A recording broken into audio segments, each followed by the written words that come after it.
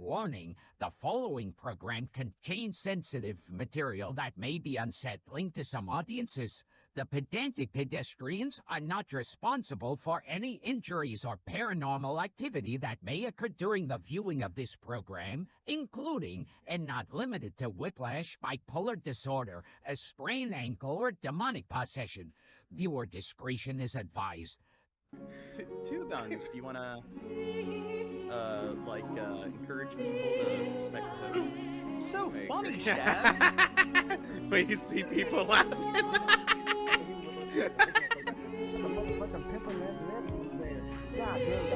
Like, pause it. What did he say? Whenever it sounds like he said.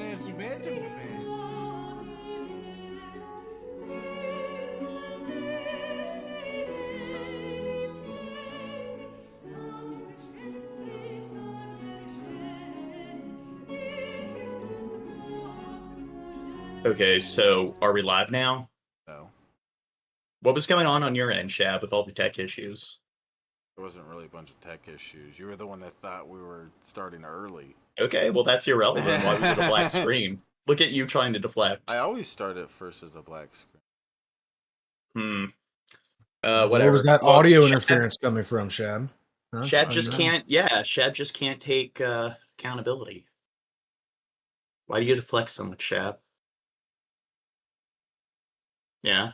What? Dude, Shab's not very responsive. Anyway, Shibisky, what can you tell me about James Comey and what's recently going on with his indictment or the indictment case? I'm not sure. Okay, so he was the former director of the FBI during Trump's, I believe it was second term, and he also his term as FBI director also shifted into Trump's term. So after Watergate, there are a lot of revisions made to try to make sure that there was this deconsolidation of power within the executive branch to make sure that something like that wouldn't happen again. So one of the things they do with the FBI director is that they are appointed every 8 years.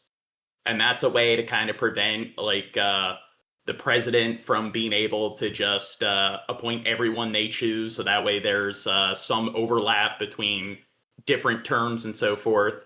But he is going after him because he investigated Trump's, whether or not Trump engaged in some kind of scandal when it came to Russia interfering with the elections during his first campaign. So this is where, regardless of whether or not Trump was guilty of that or whether they did meddle, it makes sense why the FBI director would be investigating that, because we live in a day and age where in any major country, when there's an election, there's probably going to be other foreign powers meddling. So, investigating it to some extent makes sense, but it seems like the Trumpites and everything, they don't care. They love their conspiracy theories and everything. The election was stolen from Trump when he ran against Biden. But when they're even considering that, maybe Russia engaged in some foul play, they're not even allowed to consider or suspect that Trump might be guilty whatsoever. If they do, then they're just a bunch of libtard cucks. Campaign reached a new and ominous level yesterday. The first criminal indictment of a man Trump considers a political enemy. Since the Watergate scandal more than 50 years ago, presidents have refrained from criminal prosecutions by the Justice Department. The facts surrounding the indictment of former FBI Director James Comey show that those norms have been shattered. The indictment was brought by a former personal lawyer for President Trump, a lawyer who has never prosecuted a case. It comes after demands. So they're trying to charge him. It seems like they're trying to get him on lying under oath sort of charge. But the irony there is, wasn't Trump found guilty of over a dozen different charges? So it's kind of ironic that if he is found guilty, he is going to spend time in prison. He could spend up to 5 years in federal prison for that. Yet Trump didn't spend any time for all the things he was found guilty for. Well, Trump never lied. Exactly. For Comey's prosecution from President Trump. The firing by President Trump of a U.S. attorney who refused to prosecute, citing insufficient evidence of a crime. and the refusal of career prosecutors who investigated Comey to sign the indictment. Oh, and I know Trump's suing this journalist right here, Stephanopoulos or whatever. His name's hard to pronounce, like a Dr. Seuss character. Again, citing insufficient evidence of a crime. We're going to analyze all the fallout this morning. Chief Justice Correspondent Pierre Thomas starts us off. Good morning, Pierre. George, good morning. The long-running battle between the two men will soon play out in the courthouse behind me. Today, former FBI Director Comey is claiming he is the victim of a tyrant and vowing to fight the charges. But the president and DOJ leadership say the charges are justified, accusing Comey of corruption and lying to Congress. Do you think out of all of the people within our federal government currently, do you think he's the kind of person who should be branded as corrupt? Maybe he is corrupt, but I don't know. I think the Trump administration's probably much more deserving of carrying that status. This morning, former FBI Director James Comey has been indicted on 2 felony counts. One charge of making a false statement to Congress and another for obstruction of a congressional proceeding. Just days ago, President Trump publicly demanding his attorney general take action against his political enemies. Moments after Comey's indictment, Trump posting online, "Justice in America," calling the former FBI director one of the worst. Oh, and didn't he pardon all the Proud Boys? Didn't he pardon everyone who was behind the January 6th riots? So if we're going to talk about people trying to interfere with the results of an election, that right there is a perfect example. But yeah, that's all just a conspiracy. But hey, the FBI director doing their job and investigating whether there was meddling and foul play, which that should be done every election, regardless of who it is, because that's always a very highly likely sort of thing to happen. But no, because they investigated Trump, they need to spend 5 years in prison. And how long, like all the people behind the January 6th riot, I'm pretty sure none of them spent like even 4 years. What was it? It was like 3 years, and it was close to 4 years that they all spent. So that means that if he is found guilty and he spends 5 years in federal prison, he's spending more time in prison than any of the people in the January 6th riots. Human beings this country has ever been exposed to. Mr. Comey, I have the report right in front of me. In the indictment, Comey is accused of lying about whether he authorized the leak to the press and of lying to the Senate Judiciary Committee. But Comey last night firing back. My family and I have known for years that there are costs to standing up to Donald Trump. But we couldn't imagine ourselves living any other way. We will not live on our knees, and you shouldn't either. The former FBI director, who stands a towering 6'8", has been a larger-than-life figure in law Oh my God, he's almost as tall as Dorkmaster. enforcement for decades. From being not only the FBI director, but also the deputy attorney general. He was the U.S. attorney for the Southern District of New York, a prosecutor in high-profile cases who once helped convict members of the Gambino crime family. But he quickly became a target for the president after Trump blamed him for the investigation into Russian interference during the 2016 election. And Comey is also a controversial figure for Democrats, many of whom think he cost Hillary Clinton the presidency by reopening the investigation into her private email server. Oh God, clearly he is just so one-sided and biased. I mean, he is just a shill for the left sort of coup. I mean, that right there shows that that there is no genuine sort of work when it comes to his career. Just 11 days before the 2016 election. Now the one-time investigator has been investigated and indicted. Comey this morning offering a sharp criticism of the Justice Department, but saying he still believes in the system. My heart is broken for the Department of Justice, but I have great confidence in the federal judicial system, and I'm innocent. So let's have a trial and keep the faith. The charges against Comey were brought by Lindsay Halligan. President Trump. We got other stories coming up where Trump's deploying more troops across the country.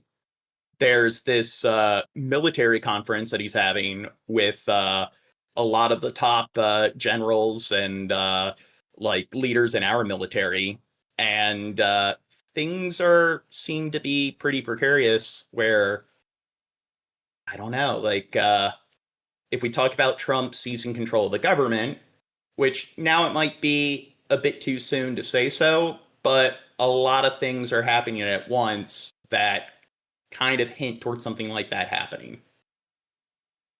Lawyer who was handpicked by the president as a new U.S. attorney for the Eastern District of Virginia earlier this week, after her predecessor, who was also appointed by Trump, was forced out after refusing to bring charges against the president's political foes. Halligan has no prosecutorial experience and has worked mostly on insurance cases. Sources tell ABC News career prosecutors presented Halligan with a memo recommending that Comey not be charged with a crime, saying there was not enough evidence. But she decided to move forward anyway and was able to convince a grand jury to indict. Democratic lawmakers outraged. Well, it's obviously an outrage. It's a scandal. And it does feel like a major lurch into further lawlessness in the country, because it was Donald Trump's own handpicked U.S. attorney, Mr. Siebert, who was originally charged with investigating James Comey and came back with the conclusion that there there was not remotely enough evidence to prosecute for any offense. So do you think Trump's just being vindictive? He's just going after people that weren't allowing him to engage in any sort of practice without any sort of like peer review process?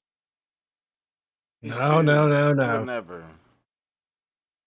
It's It comes as completely federal authorities target other justified. perceived enemies of the president, including New York Attorney General Letitia James and Senator Adam Schiff. And now we're learning the Justice Department has targeted the group funded by billionaire Democratic donor George Soros, who the president has said should be put in jail. Sources telling ABC News top federal prosecutors from around the country received a letter this week from the Justice Department ordering them to investigate Soros' philanthropic organization, the Open Society Foundations. It listed potential charges to consider ranging from material support for terrorism, arson, wire fraud, and racketeering, but provided no evidence. A spokesman for Soros' group defending their work as peaceful and lawful, calling DOJ's move politically motivated attacks on civil society meant to silence speech the administration disagrees with. If convicted, Comey faces up to 5 years in prison, but it's clear that Comey is ready to fight for his innocence. Do you think he deserves 5 years? Not if he's innocent. Do you think he's innocent? I don't know, John. We'll have to let Trump's insurance defense lawyer get to the bottom of that. Now, who do you think's more likely to be innocent of what they're been previously charged with? Trump or James Comey? Ooh, Trump's got a pretty good batting record pretty bad batting record for being charged with things. Nah, he's the greatest. President Trump is praising FBI Director Kash Patel for going after his longtime foe, James Comey. The former FBI chief, who was fired during the first Trump term, you'll remember, is now accused of lying to Congress and obstructing a congressional investigation. A grand jury indicted Comey this week, just days before the statute of limitations was set to expire. In a video posted on social media, Comey vowed to fight the charges and said he's not afraid. Willie James Inman joins us from the White House with more on all of this. Good morning, Willie. Errol, good morning to you. President Trump called James Comey a dirty cop, adding the former FBI director lied to the American people. Comey's I heard it wrong. What did you think he said? Indictment follows. Oh, wow. Yeah. Shab's got such a banal mind. The public pressure campaign from the president targeting his political enemies. Former FBI Director James Comey was indicted by a federal grand jury late this week on 2 counts. 1 count for alleged false statements and another count for obstruction of justice. The charges were related to Senate testimony he gave 5 years ago. Comey responded to the news with a video on Instagram. My heart is broken for the Department of Justice, but I have great confidence in the federal judicial system, and I'm innocent. So let's have a trial and keep the faith. Attorney General Pam Bondi said no one is above the law in a statement following the grand jury indictment. The charges against Comey come about 1 week after the president put public pressure on Bondi to go after the former FBI director, California Senator Adam Schiff, and New York Attorney General Letitia James. President Trump called the indictment justice. It seems like he's just, I don't know, being a child, and that's a dynamic of narcissism. He needs his revenge. You fuck with me, and you get scorched, and now he's the president. So he's going to send his toadies after him. Not revenge, and added others could be prosecuted as well. It's not a list, but I think there'll be others. I mean, they're corrupt. These were corrupt, radical left Democrats. Jessica Levinson is a CBS. Do you think it's ironic that he's accusing other politicians and officials of being corrupt? No. Yeah, I thought he was going to end I thought he ran on ending political persecution of political enemies. I thought that was one of his major things. That he was like, that's bad. You don't want to do that. And the thing is, what they're charging him of is pretty fucking petty. So it's just, okay, let's say he is legitimately guilty. It's just, it is kind of disheartening that he would spend time in prison for that. And then Trump's been charged with far more serious crimes and was found guilty. And even though Trump was found guilty of over a dozen different fucking felonies, he spent no time in prison. And then the Proud Boys and all the January 6 rioters were pardoned. So it just kind of shows that there really is no consistency when it comes to legality or ethics. It's just a matter of one particular party just going out of their way to blindly sort of absolve their sort of contemporaries of any sort of accountability. News legal contributor. She calls the Comey indictment unprecedented. Given that charges were brought against James Comey, which is an unprecedented moment, I think that we should expect that there could be more of these moments. Meanwhile, on Capitol Hill, the threat of a government shutdown looms with a funding deadline set to expire next week. Well, we're going to see, but the radical left Democrats want to shut it down. I mean, it's up to them. Oh, the radical left. Didn't the right try to, or they did shut down the government when Obamacare was being passed? they did it as a way to prevent that from being passed. So why is the right not radical when they do it? But it's only the left that's radical. It's only when the other side does it where it's unnecessary. Minority Leader Hakeem Jeffries and Senate Minority Leader Chuck Schumer were scheduled to meet with the president to discuss the funding stalemate, but Trump later canceled the meeting and said he would not meet with Democratic leaders until they become, quote, realistic with their demands. Democrats. How about these apples, John? It is clear that you're 1,000% in a cult because your BS you spew is just that, BS. What is that? Cultish BS, John. Yeah, Gene, idiot. Is that a comment somebody made in the chat? Yes. Oh, yeah. Because clearly they don't engage in any groupthink on their end. It's only the other side that engages in groupthink. Ready, willing. Because when Biden was in office and we were nothing but critical of Biden, clearly we just blindly appealed whoever the candidate is in office based on whether or not their political party coincides with our political party. To sit down with anyone at any time and at any place in order to find a bipartisan path forward to fund the government. This week, the Office of Management... Okay, next vid. White House Budget Office telling agencies to draft mass firing plans ahead of a potential government shutdown. The shutdown could be less than a week away, with the Trump administration promising in an overnight memo to lay off more... Oh, and laying off more federal employees. So, again, the employees that Trump likes to lay off are, IRS, bureaucrats. He wants to cut funding to the Department of Education. He's laying off people who work for the FAC, the CDC, regulating things like our commercial airlines and so forth. And a lot of these corporations or a lot of these agencies that Trump doesn't really seem to be in favor of, they regulate big businesses. They regulate the private sector. And they're more of your agencies that are associated with people enforcing things, more with, the pen and paper people that put on a suit and tie and kind of have to engage in more white collar sort of bureaucratic sort of review. But Trump really likes pandering to these law enforcement agencies like ICE and the DEA and the ATF and our Border Patrol. And it seems like he likes all of the different agencies that are all about people who are trained to use guns to kick down people's doors and put people in handcuffs. So why does he seem to, support the side of the government that's more paramilitary? That's more about, using brute force and barbarism as opposed to, any sort of academia. Because, John, it gets results. All right. Oh, it gets results. Gets people moving. It gets people talking. It makes things happen quick. Federal workers, if it happens, permanently eliminating positions and staff in another upheaval in the federal workforce. There appears to be no resolution in sight. And God forbid there's a shutdown, which we don't want. American people are going to know they're in charge and say, what the heck? Or worse. We will see if there's enough Democrats. It's the Democrats that are done when they do it, but when the Republicans do the same thing to obstruct any sort of policy, they're not done when they do it.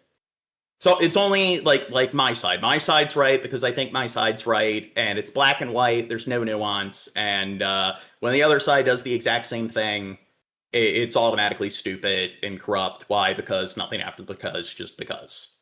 The House already passed a temporary measure to keep the government open, but Democrats say they will block it, hoping to return funding for public broadcasting and health premiums. They had planned to meet with the president this week, but Trump nixed it, saying the discussion wouldn't be productive. And today, President Trump is expected to sign an executive order to declare a negotiated deal between TikTok's parent company ByteDance and a group of U.S. investors, including Oracle, meets legal requirements. Now, this comes after multiple delays on a law banning TikTok in the U.S. until its American assets were sold because of security concerns. The latest extension. I don't know. I actually don't care if TikTok gets banned. I think TikTok's poison. Yeah. It's too late. They can't put the genie back in the bottle. Every app is TikTok now. They want you to stare at a screen for 5 seconds, scroll, stare for another 5 seconds, and scroll. Oh, that's the fault of the users. I don't do that on YouTube. I watch videos that are 20, 30, 40 minutes in length. And TikTok is just... It's your fault for giving into the brain rot, Dirt. Damn. Fair enough.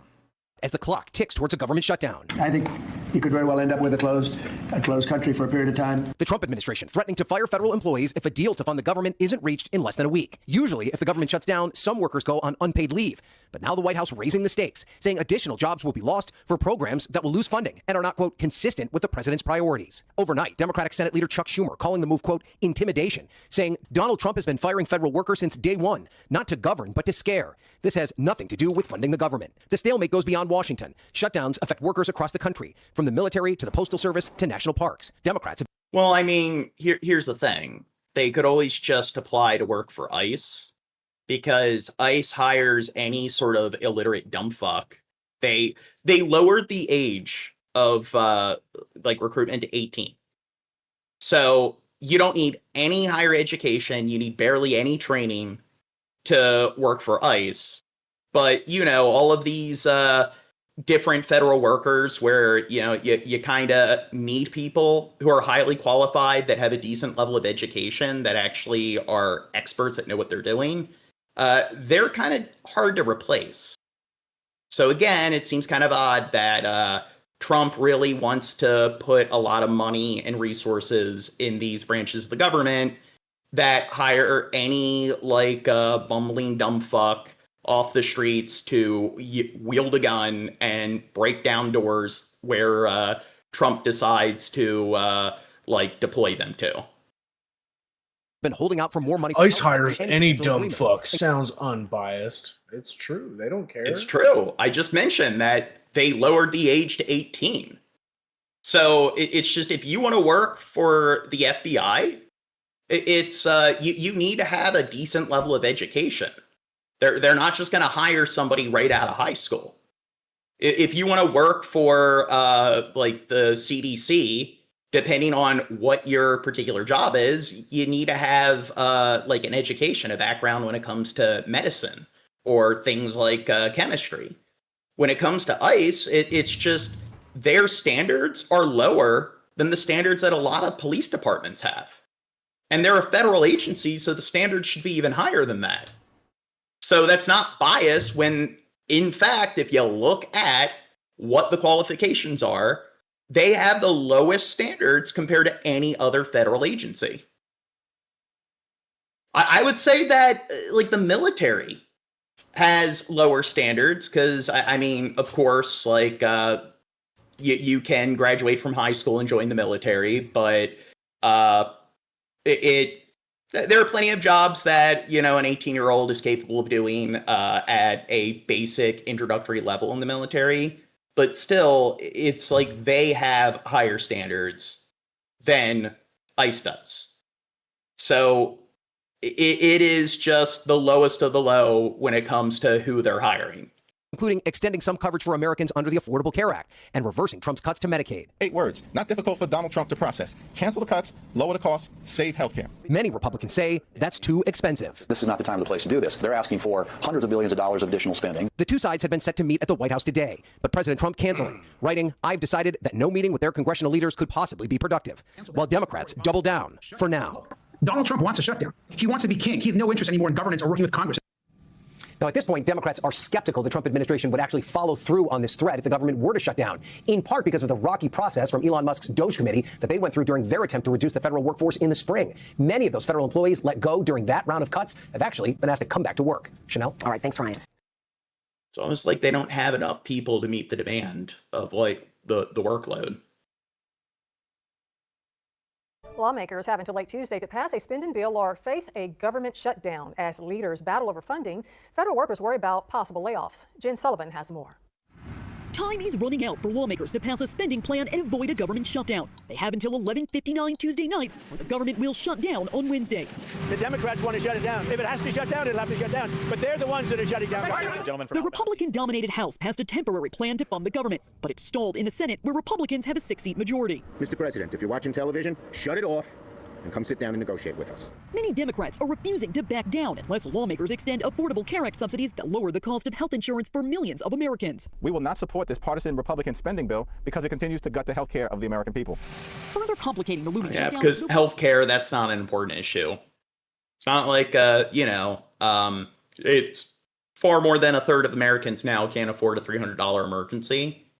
So when you look at just unaffordable healthcare, unaffordable housing, people aren't being paid a livable wage, are just terrible, like, sort of education and our decline in, like, our nation's academic performance, those aren't things that we should be concerned with.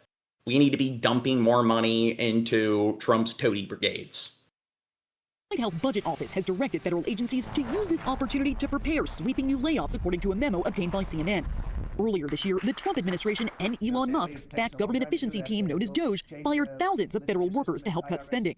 The directive is spreading widespread fear. One federal employee telling CNN, quote, "This kind of treatment is inhumane. I don't even know how to prepare for the complete unknown." Since Trump took office in January, out of more than 2 million federal employees, more than 51,000 have been cut as of July. Hundreds of thousands of more workers are expected to drop off the federal payroll in October as part of the Trump administration's deferred resignation program. I'm Jen Sullivan, reporting. The high-stakes meeting at the White House tomorrow. President Trump. Okay, I think we've discussed shutdown enough. Let's get to the next story. You guys aren't participating a whole lot. What are you going to do if the government shuts down, John? Well, I work for the city government. Oh. Oh, so everything's fine and dandy for you. Yeah. So John doesn't Fuck care. all of John doesn't us. care if they shut the government down. I count fucking paper clips for the government, okay? I won't be here much longer, Gene. I need to fire Shab Dirt. Defense Secretary Pete Hegseth has ordered hundreds of top military leaders to gather at a Marine Corps base in Virginia next week. It's not clear why the meeting has been called. More than a dozen people familiar with the matter telling the Washington Post the directive was sent to nearly every top U.S. military commander around the world. That includes officials in conflict zones stationed throughout Europe, the Middle East, and the Asia-Pacific region. According to the Post, every source it spoke with said it could not recall a defense secretary ever ordering such a large gathering of military. So this is a pretty unique scenario. So what do you think they're discussing? So apparently it's not just U.S. military officials.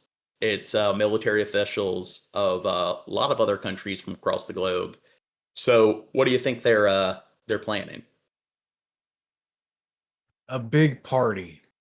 I think he's planning for everybody to forget about the Epstein files. Forget about it. We just keep doing stuff. Like send the troops over here or over there, you know? Where's Saddam when we need him? What do you leaders mean? On such short notice. Joining us now, retired U.S. Army Lieutenant General Mark Hertling and President Emeritus of the Council on Foreign Relations, Richard Haas. Good morning to you both. General, I'll start with you. First of all, how unusual is this in your experience, and what do you suspect is going on here? Yeah, Willie, if this is usual and this is unusual, we're way out in terms of unusual in this one. It is never, that I know of, ever occurred in the history of the military where everyone is brought in. Now, certainly during wartime, generals commanding in a theater are brought in individually with their team, or the president or the secretary of defense visits them at their theater of operation. But I've never seen anything like this before, and it just seems extremely bizarre and strange. Well, General, let me just ask you strategically. Do you think they're orchestrating a coup? No. No? How stupidly dangerous is this? It's pretty dangerous, Joe. What I'd say is, a lot of people are looking at it from the general's perspective, them thinking, what the heck are we going to hear? Because I don't think from what I've talked to some of my colleagues that are still active, they don't know what this is about. So it could be about a shifting national security strategy. It could be cuts to the General Officer Corps. Secretary Hegseth has mentioned that several times. It could be about the upcoming budget stalemate, or it could be concerns over information leaks or press leaks. But General. So what if in the coming week or two, when Congress is deliberating over the shutdown, what if a bunch of U.S. soldiers come into Congress and start electing all of the left-leaning legislators, and what if they declare martial law, and then all these troops being deployed in Oregon and L.A. and everything? What if they start occupying different areas of interest? Nice. Now, I know this is a bit conspiratorial, and I don't think it's likely, but it just kind of shows that the way checks and balances is supposed to work is that Congress and the Supreme Court are supposed to have certain powers that supersede or override the executive branch. But the problem is the Supreme Court and Congress, they don't have police forces. They don't have armed men that can go in and enforce like certain policies if the executive branch doesn't want to abide by it. So it just kind of shows that all it takes is just a few corrupt officials on the top that just decide that, you know what, we're gonna give the order. And then the question is, do the members of those military or of those branches of the military and those branches of the Justice Department, do they actually follow through? But General, don't they have communication systems where they can do that so we can actually keep our generals and our admirals in the field where they are needed? Certainly, Joe, and they're called a secure. Wait, somebody said checks and balances, laughing my fucking ass off. That ended after World War II. I would argue that you could always say, that, what do you mean it ended after World War II? There's always been notable levels of corruption within the U.S. government, all the world's governments. So why are you claiming that World War II is the point in time where checks and balances were abolished? And in fact, the New Deal happened right around the time of World War II, and the UN was established. So, globalism became far more pronounced post-World War II. But I'm sure they have a good reason why that particular timestamp in modern history, why that's the point where it just was completely flushed down the toilet. Teleconferences. It is the same thing as a secure computer, not Snapchat, not Signals app. This is no kidding secure stuff. It's just like a zipper computer. But the problem is when you move that many general officers to Washington, it's not just the generals that are concerned. I would suggest that both our allies and our foes are thinking to themselves, what the hell is going on in Washington? When a general comes into the Pentagon to talk to his boss, the Secretary of Defense, no one really knows it. There may be indicators. But when you're talking about publicizing over 800 senior leaders, commanders, as well as their senior enlisted advisors, their sergeant majors or their Navy chief petty officers, this is something that's going to garner attention where people are going to say, what's going on with the U.S. military? What are they planning? Why is this so important that you're pulling 800, as suggested by the Washington Post, or more into the Washington, D.C. area? It's undescribable. Yeah, and it's not just foreign militaries that are confused. Our own military is confused. Talking to some of these generals who have no idea why this is happening. I'm not sure why there's such secrecy, but we should note this. The military has different levels of classification. This one, we are told, is being deemed a secret level, which is not the highest level because there had been some speculation considering our force posture outside Venezuela and the attacks on boats there. Could this be some sort of... Okay, so if it's not due to your sort of international affairs, so if the discussions aren't over, conflicts with other countries abroad, and if they do start arresting different, opposing politicians, what country are you going to move to? Oh, that takes money, John. I'm going to stay right here. And take life by the horns, John. I can't flee. That's for rich folk. Mm-hmm.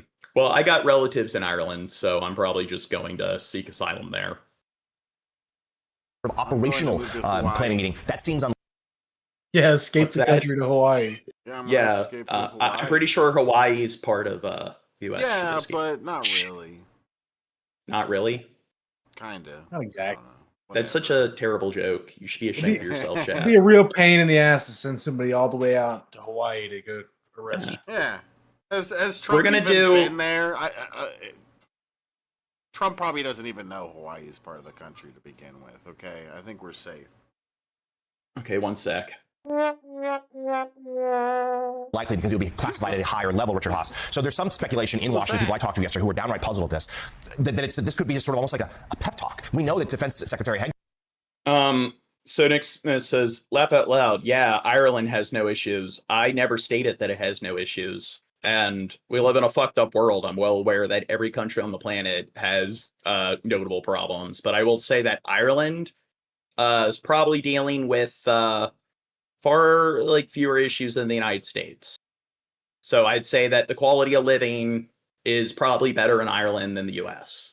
Seth, is one of the things President Trump likes about him most is he's very good on Fox News and the language about warfighters, a lot of his PR campaign. And there's a suggestion here, taken in tandem with the edict from the Pentagon last week about reporters there only reporting on things the Pentagon tells them to. But this might be just a messaging meeting, but a very, very strange one. I think that's the most likely answer. If it were operational, you wouldn't have people globally. It would be more localized. My own sense, it's almost a cultural thing. Hegseth wants to change the culture of the military against DEI in favor of quote-unquote war fighting and so forth.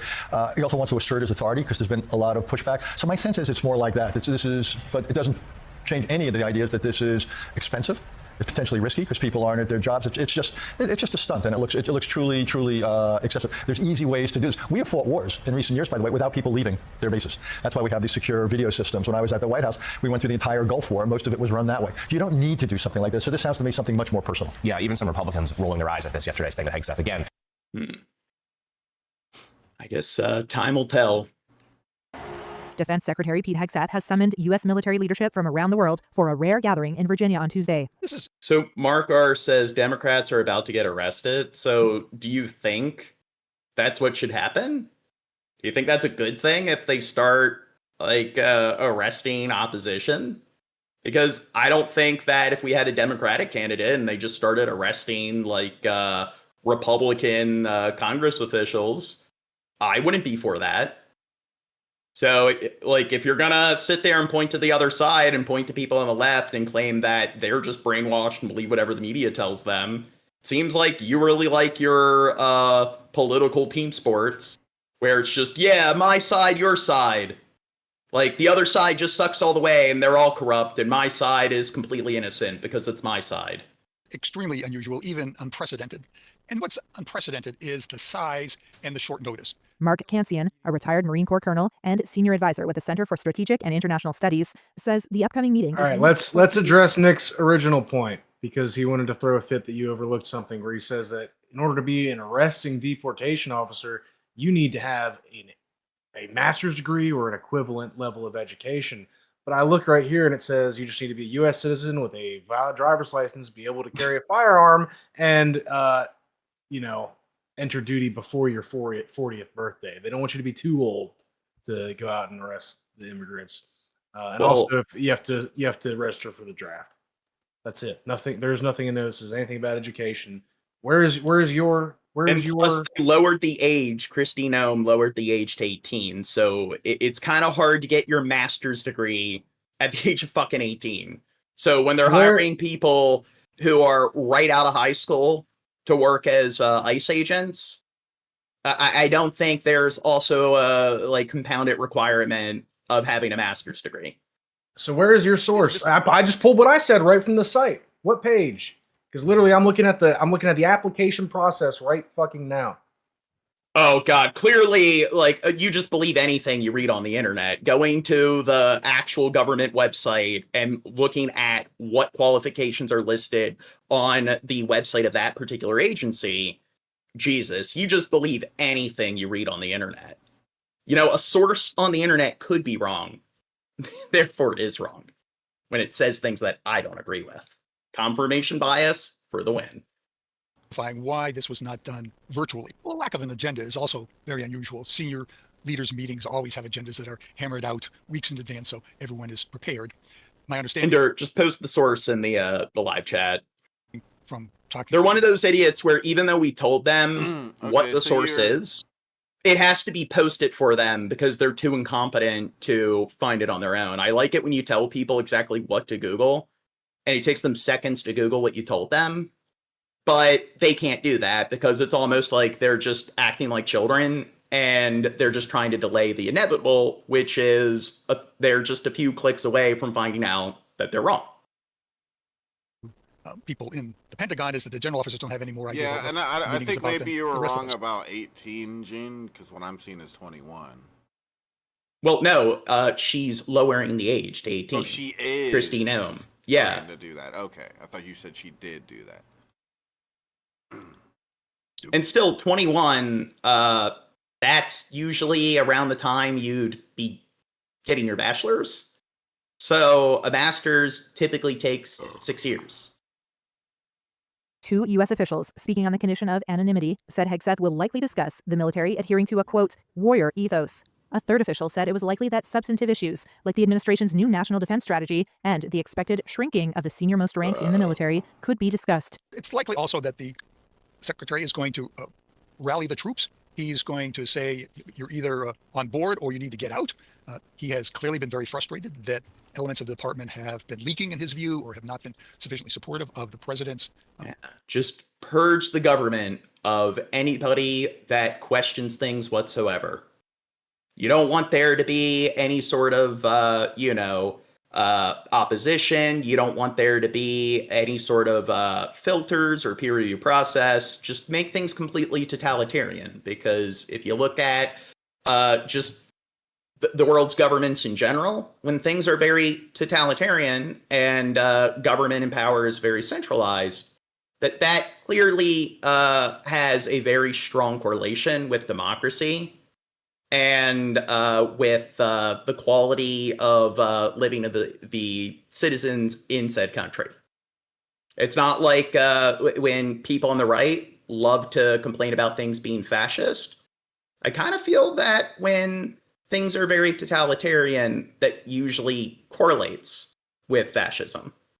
But hey, maybe I don't know what I'm talking about. Direction, and he will likely take a pretty hard line there about the need to support the president and be loyal. Asked for comment, Pentagon spokesperson Sean Parnell said only, quote, the Secretary of War will be addressing his senior military leaders early next week.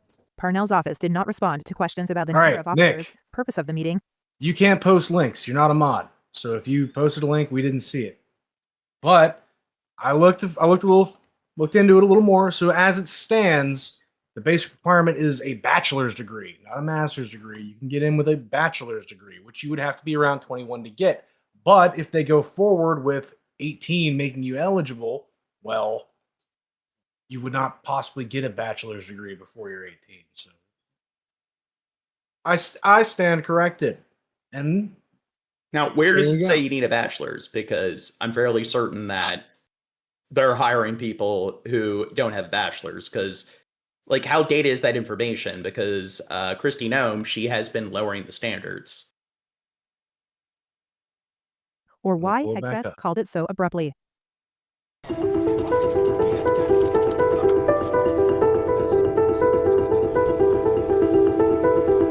This is extremely unusual, even unprecedented.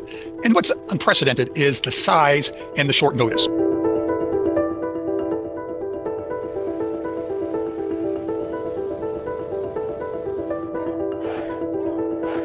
You act like this is a bad thing. Isn't it nice that people are coming from all over the world to be with us? It's not particularly unusual that generals who report to the Secretary of War and then to the President of the United States are coming to speak with the Secretary of War. It's actually not unusual at all, and I think it's odd that you guys have made it into such a big story. Is it a big story? I don't think it is, sir. I would think it's, no, but isn't it a good story? He's going to say you're either on board or you need to get out. It's going to put the generals in an awkward position because on the one hand... Okay, so here we go. Detention and removal staff / support roles, entry-level detention officers, or administrative roles generally do not require a degree. Instead, they require relevant work experience, training, or completion of federal law enforcement training programs. Analysts and specialized roles, positions in intelligence analysis, cybersecurity, law, or management usually require at least a bachelor's degree. So it depends on your position, but when it comes to the basic law enforcement and people who engage in detention and apprehension, they don't need a degree. And they take orders from the commander-in-chief. On the other hand, they've sworn an oath of allegiance to the Constitution. It's going to put them sort of in the middle. It's going to make them uncomfortable. A high-profile meeting just 48 hours away. Top U.S. military officials from bases all around the globe will descend upon Marine Corps University at Quantico, Virginia, for a meeting with Defense Secretary Pete Hegseth. The Washington Post now reporting that President Trump will also be in attendance. 7 News' Christian Flores is taking a closer look at what this meeting could be about and the concern. Okay, let's get to the next story. Yeah, there's... yeah, I'm on their website, and they explain that there's jobs that President Donald Trump took the stage at the all United it requires is you being a United States citizen. And then there's other ones. There's one that they have them labeled depending on what the requirements are. So you can work for ICE. But yeah, don't need no master's degree, that's for sure. Nations today addressing the General Assembly, speaking for nearly an hour, making several false statements, taking aim at the UN itself, along with migration and climate change. Michelle Fisher joining us now with more on what the president said. Michelle? Mark, the president spoke in front of a crowd of about 150 world leaders today. His criticism of the United Nations was juxtaposed with praise for the work his administration has done, claiming that under his leadership, the U.S. has the strongest borders, military, and relationships in the world. What is Did he say that due to his policies and decision making, because I'm pretty sure the United States has had the #1 ranked military for a while now, like since World War II. So now you can thank Trump. Yeah, clearly it's all him. We were only like number 6, number 7, but when Trump came along, that's where our status as having like the #1 military became a thing. It's the purpose of the United Nations. The UN has such tremendous potential. That's true, Chase. I've always said it. It has such tremendous potential, but it's not even coming close to living up to that potential. Harsh criticism as President Donald Trump spoke Tuesday at the United Nations General Assembly. All they seem to do is write a really strongly worded letter and then never follow that letter up. It's empty words, and empty words don't solve war. Trump addressing about 150 world leaders. Yeah, This speech like- coming after a rocky start to the morning. I don't mean to be redundant on it, but like they're talking about people like deportation officers, and you specifically go to that and the requirements, the eligibility, and it says nothing about that. The hardest thing there, it seems, is that it says previous experience in a primary law enforcement position. So they want you to have previous like experience in that kind of job. But And I believe that's recommended. It's not required. And they are hiring some pretty incompetent people. All I got from the United Nations was an escalator that on the way up stopped right in the middle, and then a teleprompter that didn't well, work. law enforcement job might include security. Would that include security? Maybe not. I don't know. Whatever. Go Trying to on. blast immigration policies that he says have ruined some countries. Not only is the UN not solving the problems it should, too often, it's actually creating new problems for us to solve. The best example is the #1 political issue of our time, the crisis of uncontrolled migration. Trump also praising. Oh my God, that's the #1 political problem of our time. Is that what he just said? Migration. Can you show me the stats on that? On how it's the main problem? Please show me. When it comes to, like, and we've discussed the statistics before, it has a very negligible effect when it comes to negatively affecting the economy. And the data shows that it actually has much more of like a positive effect when it comes to our economy. They work the jobs that people don't want. And the thing is, they do bring money, or they do end up spending money that benefits the economy. They pay sales taxes, so forth. So whether you think it's the most ideal system or not, whether you think it's good that a bunch of people are living off the grid, out of all the issues out there, there are so many other things that are negatively affecting our country. We have a mental health crisis. I mean, suicide rates are increasing. Again, the cost of higher education, the cost of things like healthcare and medicine, the cost of housing has been going up tremendously, and illegal immigration is not contributing to those problems. And and I pointed to this again and again, or I've pointed to this pretty often. It's illiteracy is on the rise. So Americans are becoming progressively more incompetent when it comes to math, reading, writing, and many other areas of academics. And instead of focusing on education, we're spending all our time invested in these boondoggles, where the data shows that it's not really having much of a negative effect on our economy. Now, John, forgive me if this is maybe a bridge too far, especially after all that was said. But I would maybe even stretch to say that perhaps the most poignant political problem of our time is the fact that major leaders, political leaders on both sides of our two aisles we have here in the United States, have been implicated in the largest international illegal sex ring that we know of. And, everybody's just pointing the finger. Oh, look at here, look at here, forget that. But, we don't care if it's Donald Trump. We don't care if it's Bill Clinton. Release the Epstein files and arrest and charge and condemn the people who engaged in illegal activity with Jeffrey Epstein. Other than Ghislaine Maxwell and that one other guy. Well, that means Trump might be guilty of something. So if you even hint towards Trump being somewhat like being held to some level of accountability, then that's heresy. So no, we're going to deflect, and we got to focus on other things. Invasion of Ukraine. We've also been working relentlessly, stopping the killing in Ukraine. I thought that would be, of the 7 wars that I stopped, I thought that would be the easiest. Do you think that he deserves the credit for stopping any wars that have recently ceased across the globe? I don't think he's, since he's been president, there's the Isreal-Hamas war that's still ongoing. He hasn't put an end to the Ukraine-Russian war. So what wars does he claim that he put an end to? Because of my relationship. That's what I'm wondering. That's the thing, though. That's the thing, though, Gene. He doesn't have to say that. He could just say whatever number, say it's true, and then go on with what he's saying in it, and it's just true. And you just need to accept that.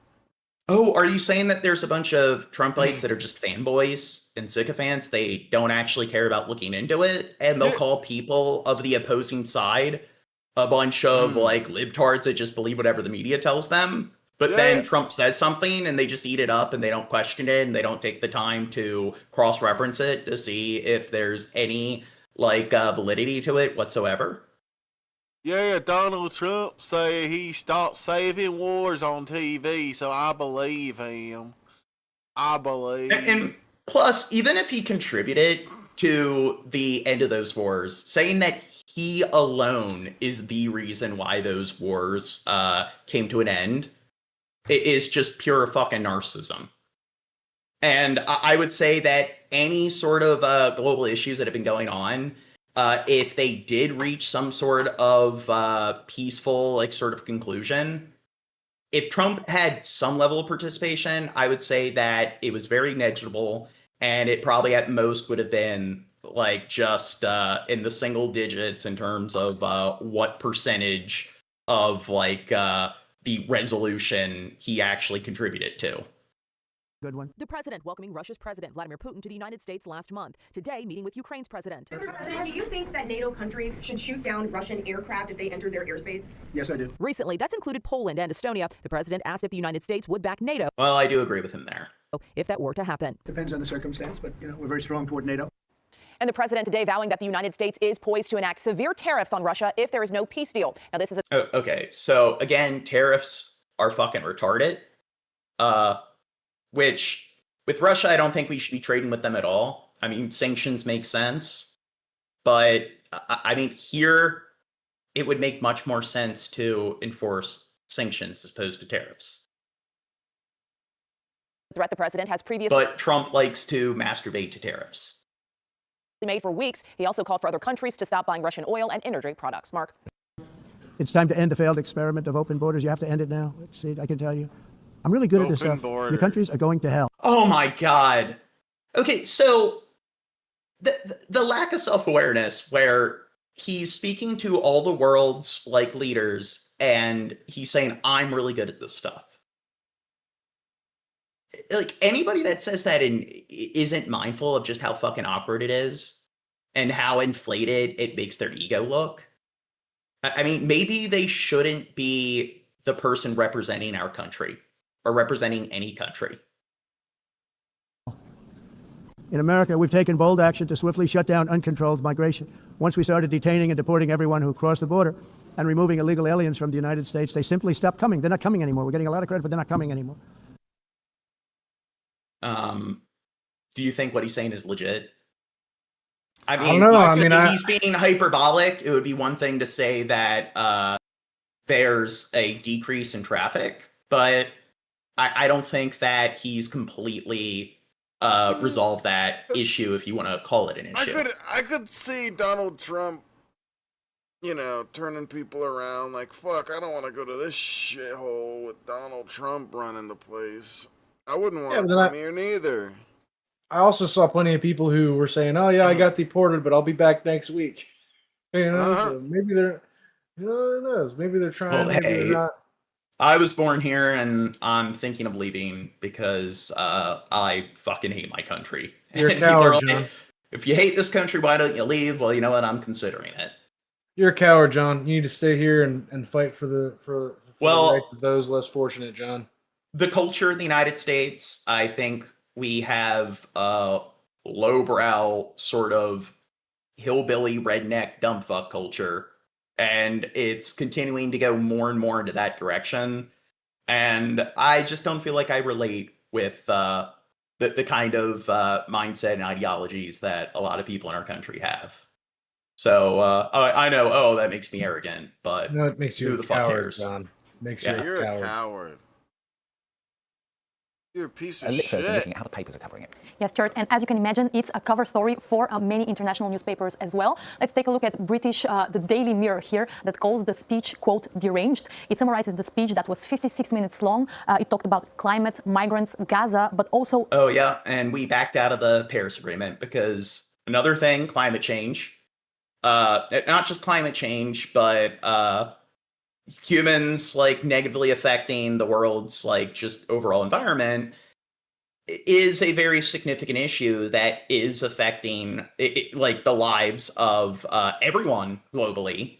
And I don't know if you're aware of this, but when the environment is fucked up and it's harder to, you know, do things like grow crops, and it's harder to, you know, just engage in so many different jobs. When temperatures rise, more people have to relocate because of rising sea levels, when there's water shortages and so forth.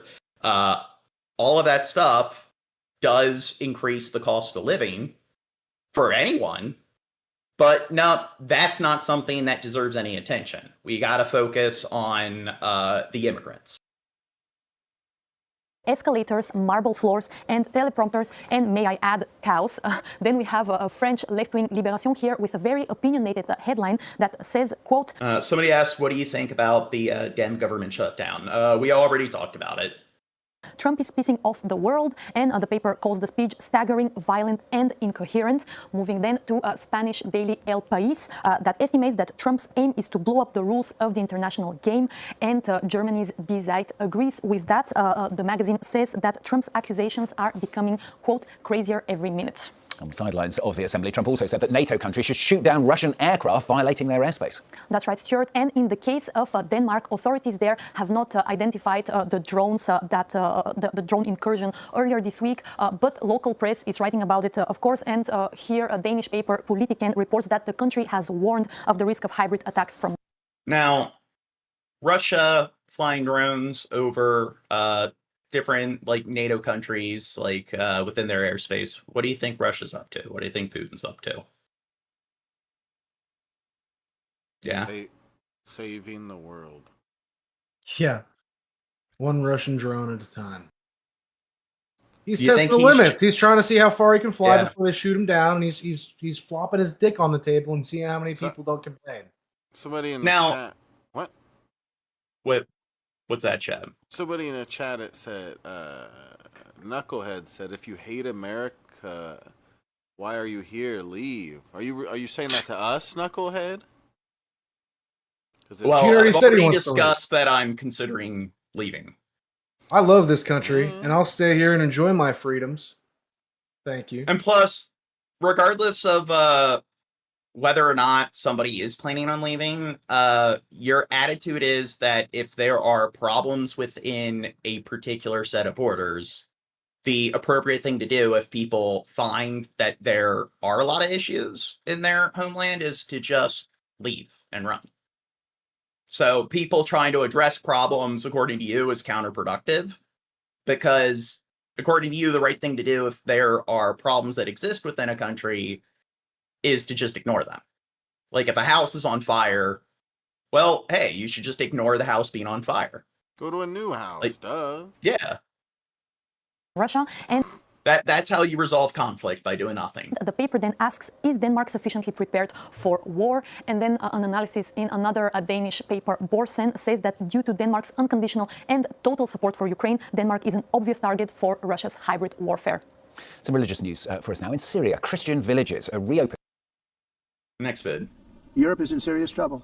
They've been invaded by a force of illegal aliens like nobody's ever seen before. Illegal aliens are pouring into Europe. Nobody's doing anything to change it, to get them out. He's got the It's same not suit sustainable. behind me. Now, when it comes to immigration, I'm pretty sure, like, has it surpassed what they were dealing with during the Syrian like refugee crisis. So I would predict that it's not nearly to like that extreme. So it's not that hard to fact check Trump. And if like Trump is saying this and it happens just being accurate due to the statistics, he's in front of the UN General Assembly making this claim. It's just, I don't know. Does he think that everyone on planet Earth is just as much of a sycophant as all the like sort of MAGA-tards? Because they choose to be politically correct, they're doing just absolutely nothing about it. I have to say, I look at London where you have a terrible mayor, terrible mayor, and it's been so changed. Now they want to go to Sharia law. You're in a different country. You can't do that. Both the immigration and their suicidal energy ideas will be the death of Western Europe if something is not done immediately. This cannot be sustained. What makes the world so beautiful is that each country is unique. But to stay this way, every sovereign nation must have the right to control their own borders. You have the right to control your borders, as we do now. Yeah, so he doesn't want globalism. He wants each country to wall themselves off and seclude themselves from other countries abroad. And same thing with the tariffs, which are a very anti-globalist sort of policy that aren't very compatible with how like our economy or any country's economy works in this day and age, because we have a global economy. We don't live in the Middle Ages anymore. Trump, I don't think really understands how, I guess, geopolitics works. He seems like there's one country I can think of that is pretty walled off and secluded from the rest of the world. Yeah, and they have a wall built around their entire country. Makes it very hard for people to get in and out. You know what that country is? Oh, yeah. North Korea? Yeah. Yeah. So, I mean, he did claim that Kim Jong-un is a sweet boy. Yeah. And to limit the sheer numbers of migrants entering their countries and paid for by the people of that nation that were there and that built that particular nation at the time. They put their blood, sweat, tears, money into that country, and now they're being ruined. Proud nations must be allowed to protect their communities and prevent their societies from being overwhelmed by people they have never seen before, with different customs, religions, with different everything. I want to start When a migrants poll, have violated Gene. laws, lodged false asylum claims, or claimed refugee status for illegitimate reasons, they should, in many cases, be immediately sent home. And while we President Trump has used his wide-ranging different speech at the UN people General with Assembly different to accuse the backgrounds UN and of religions. financing That's immigration scary. he's John. described. What's that? Different people you've never seen before with different backgrounds and religions. That's scary, John. Yeah, I mean, is if only scary. everyone was the same, if only everyone had blonde hair and blue eyes. I mean, diversity, variation, that's scary. Everyone just needs to listen to one genre of music. Everyone just needs to have the same 2 or 3 hobbies that I have, and everyone needs to dress a certain way. All men need to cut their hair short, and all women need to grow their hair out to a certain length. I mean, conformity, that's what I think of when I think of just a utopian sort of society. And when you think of intelligent people, you definitely think of people that are set in their ways, that hate change, they're not open to new experience, they don't like learning new things, they don't have curiosity and fascination with things that are novel and unique. Like, it's only retards that have intrigue and have a variety of different interests. As an assault on Western countries. During his nearly hour-long speech, Donald Trump decried what he called the failed experiment of open borders and told listening world leaders, your countries are going to hell. So let's go live to New York, back to our correspondent Katrina Perry, who's there for us. Katrina, over to you. Indeed, Matthew, as you've been saying there, it was quite the speech. President Trump also accusing the United Nations of failing to live up to its true potential, he said, in sustaining global order, as he claimed credit for ending 7 wars without the help of the United Nations at all, he said, as more than a dozen countries in recent days, including France and the UK, have recognised the state of Palestine. President Trump criticised that decision, saying that this... Okay, so Netanyahu has been throwing a giant fit over this because France and UK have come out and decided that they're going to recognize it as a sovereign state. So Britain and France are pretty significant. You know why? At least when it comes to the UN and nations recognizing Palestine as its own country. Yeah. Is it because they're scared, or is it because... Okay, Britain and France have vetoing power. So there's 5 countries that have vetoing power. It's China, Russia, Britain, France, and the US. So currently, the only country that's still shilling for Israel is the United States. So now that Britain and France have decided that, okay, we support the idea of the UN recognizing Palestine as a country. That means that if we have a change in if we have a change in our politics, if the following term we have a president that's willing to shift their stance, then that's just one vote needed to have them recognized as a sovereign state. Would be a reward for Hamas. He also denounced climate change, claiming it was the greatest con job ever. A statement met with gasps from across the assembly floor. Well, let's have a listen back to climate change was a con job. What is the purpose of the United Nations? The UN has such tremendous potential. I've always said it. It has such tremendous potential, but it's not even coming close to living up to that potential. For the most part, at least for now, all they seem to do is write a really strongly worded letter and then never follow that letter up. It's empty words, and empty words don't solve war. The only thing that solves war and wars is... It's more war! Action. We have to stop the war in Gaza immediately. We have to stop it. We have to get it done. We have to negotiate. Immediately have to negotiate peace. We got to get the hostages back. We want all 20 back. Now, as if to encourage continued conflict. Now, to be fair, it is just, where are the UN peacekeepers? Because, I can understand that after October 7th, having some sort of response, but I don't think turning all of Gaza into a crater and killing just tens of thousands of innocent people is the right way to go about it. And I think that if the US, if Trump, if they really cared about creating peace, getting the war done with as quick as possible, with as few civilian casualties as possible, we have a decent military, lots of money. We spend more money on our military than the next 9 countries combined, something like that. So it seems like if the US and other NATO allies and if the UN all decided to help and assist when it comes to intelligence, trying to find out where the different tunnels are and where all the different areas of interest are that to gain entry to said tunnels, that with that kind of cooperation, they would be able to address or attack Hamas directly. But instead, they just want to sell weapons to Israel and look the other way while they just shell Gaza from the surface, when the big issue is Hamas, they're hiding out underground. And yet they're just blowing up hospitals, blowing up entire blocks and districts. It doesn't really seem like they're trying to hit their target or get to their target. Some of this body is seeking to unilaterally recognize a Palestinian state. The rewards would be too great for Hamas terrorists for their atrocities. This would be a reward for these horrible atrocities. It's climate change.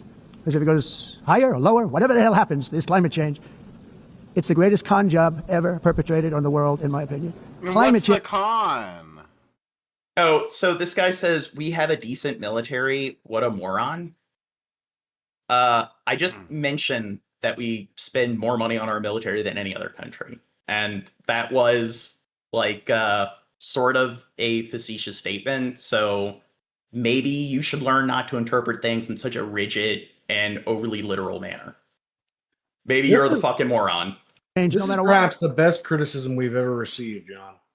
Congratulations, boys. Your channel is making the emotional thinkers of America learn nothing. It's like a pig rolling around in its own crap. They love it. You're right. People love coming into this chat and self-filleting and having a completely closed mind. You're right. I can't deny that. That's a pattern I've seen here. Well, hey, they kind of help us out, like people who actually do know how to think properly, people who do have any ounce of critical thinking. If they're watching our stream, they can just look at the chat and look at all the Trump tards. And they do a good job just showing just how absent-minded the MAGA cult is. Happens, you're involved in that. No more global warming, no more global cooling. All of these predictions made by the United Nations and many others, often for bad reasons, were wrong. They were made by stupid people that have cost their countries fortunes and given those same countries no chance for success. If you don't get away from this green scam, your country is going to fail. Europe is in serious trouble. They've been invaded by a force of illegal aliens like nobody's ever seen before. Yeah.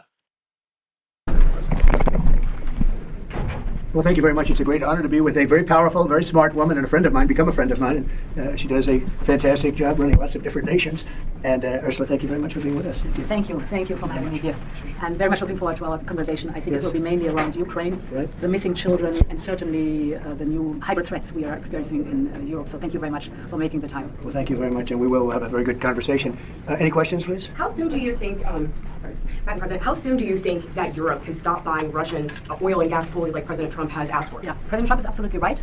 We're on it. We have reduced already massively the gas supply from Russia.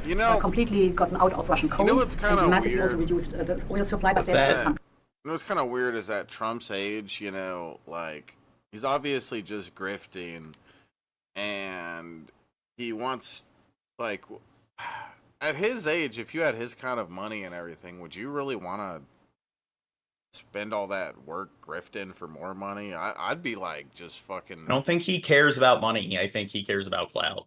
That's the thing. He already has so much money. That's what I was gonna get to. Is it's if it's not that, then it's just his own ego, and I guess that's probably the answer. But it's really lame because he's not trying to do any good. He's just trying. I'd say the same for Joe Biden. Regarding the issue with oil and fossil fuels, I think I have a decent proposal that might be like a good solution here. So instead of trying to find another avenue of obtaining oil, what about things like alternative fuel sources, such as solar and wind farms? The wind. I think Trump, is against that. It's a bird massacre out there. Okay, it's killing all the birds. You go. Because they really care about nature. They really care about. Yeah. They really care about wildlife and the environment. It's disgusting. Go underneath the turbines. They're dead everywhere. Just birds everywhere. And I care about the birds. I don't care about anything else but the birds. Coming to the European continent. So what we do now, we put sanctions out. Why, when America to those, can take ports oil? where, for example, LNG is coming from Russia. And we want to put tariffs on oil supplies that are still coming to the European Union. So we're really getting, after the last bits of oil and gas coming from Russia to the European Union, we want to get rid of it. When do you think you'll be able to do that? You previously said 2027. You're looking at a quicker timeline. We want to be out earlier, absolutely. So till the end of the year, we have the phase. Okay, next vid. So let me just interject here with Josh again, who gave that criticism I liked. He says, I wish you guys the best. You're welcome to have your opinions. I don't know what this means, but he says, I can promise you I must not allow you to have an opinion. That sounds like a weird statement. But he says, I can promise Hamas won't let you have an opinion if you live there either. We don't support Hamas. Yeah, so it's so funny that, again, talking about people rolling around in their own shit and jumping to conclusions and not thinking for themselves just because we don't want to see an entire race of people decimated because of what their political heads have achieved, or political heads, whatever you want to say Hamas is to Gaza and Palestine. All the people of Palestine don't deserve to be decimated and starved and treated with war crimes. I think that's bad. I think what Hamas did was bad too, but I don't think that every American should die because Obama drone striked a hospital. And two wrongs don't make a right. So it's almost like, you know what? You can have two different parties where both parties are both accountable of different degrees of crimes. But nope, it's just like black and white team sports, and it's just your side, my side. So if the other side isn't completely in the right, then it means that your side is completely in the right. Because everything is that black and white, and everything is that simple.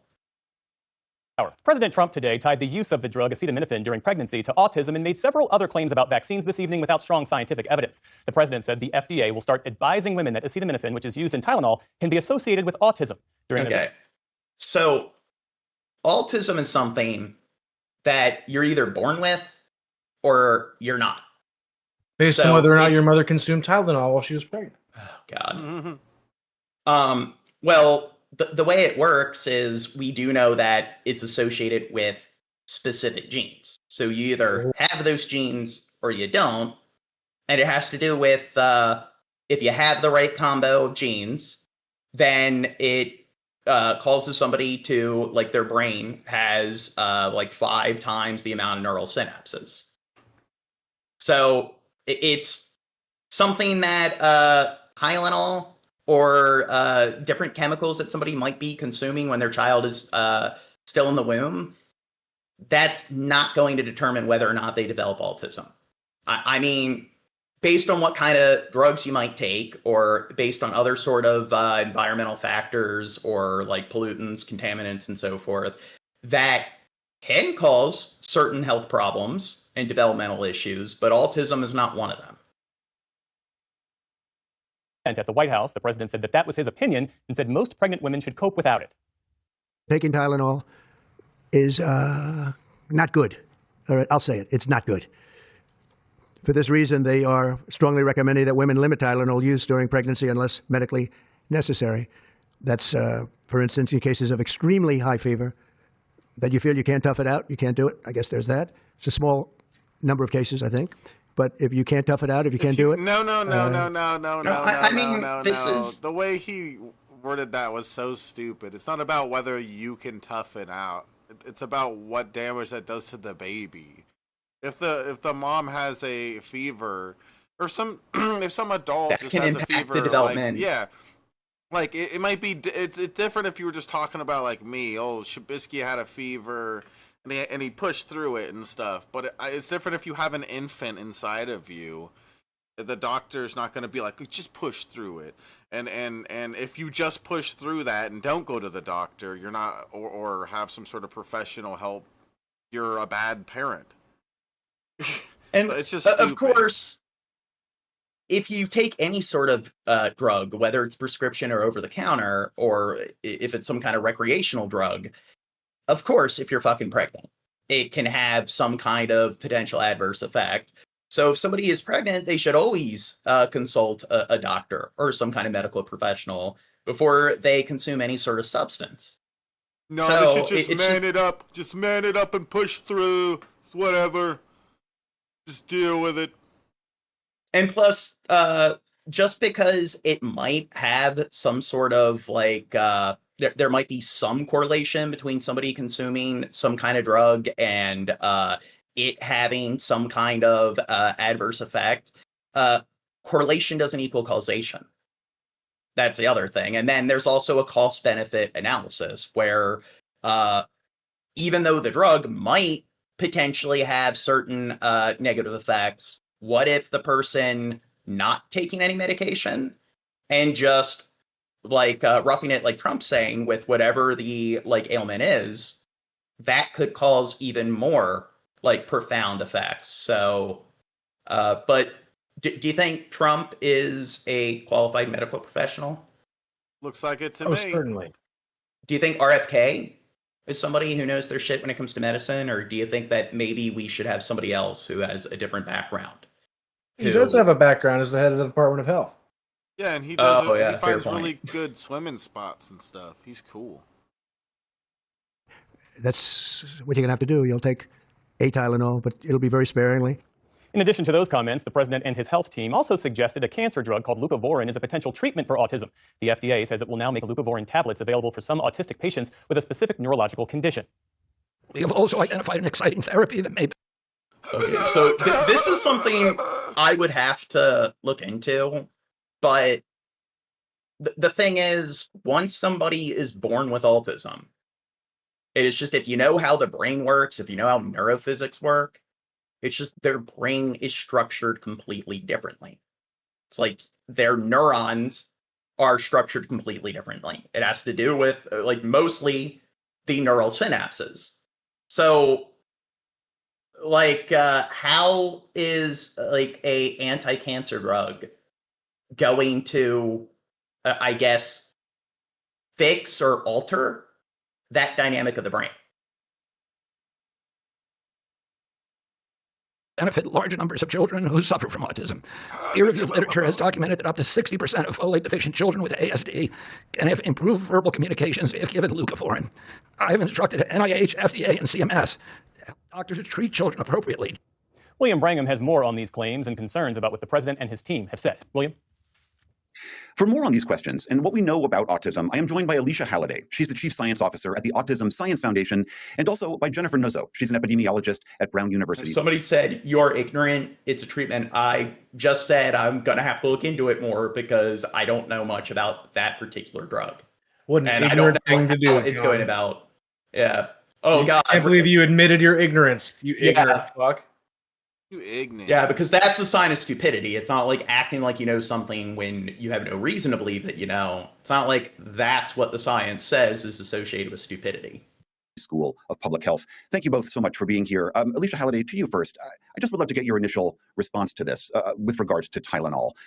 The president made it quite clear that he believes the evidence is crystal clear that taking Tylenol when you're pregnant causes autism in the unborn child. What does the evidence tell us about that? Thank you for asking that question. The evidence does not say that. The scientific studies that have been conducted so far do not support the idea that Tylenol causes autism. In fact, there were two very, very large studies that were conducted that use what is known as a sibling control, which controls or eliminates any sort of or most of the variability because of genetic background. And they did not see an association. So his warnings for women to tough it out. Okay, so what I think RFK is doing here, and it's similar to like all the nonsense of that, like people claiming vaccines cause autism, is there's one study that showed that there was a correlation between just one one control group and one experimental group. And the thing is, that was just one study. When there were further studies, they were able to cancel out that correlation. And again, causation or correlation does not equate to causation. And if the only thing that they have, or if the only argument they have for associating the two is just correlation, then it shows that, you know what, it's some pretty tenuous sort of information. But that seems to be what he's doing here, which is, hey, there's been countless studies, but one study showed that there was a correlation. And he doesn't understand just how numbers work, where wherever you have a set of parameters, you're always, especially when there's just two different groups in a study, of course, one set of parameters is guaranteed to have higher input or output of certain data compared to the other. That's a guarantee. But a lot of people just, and you see that with conspiracy theories, is it's just they exclusively focus on correlation, and they don't understand that there's such a thing as a coincidence or things being incidental.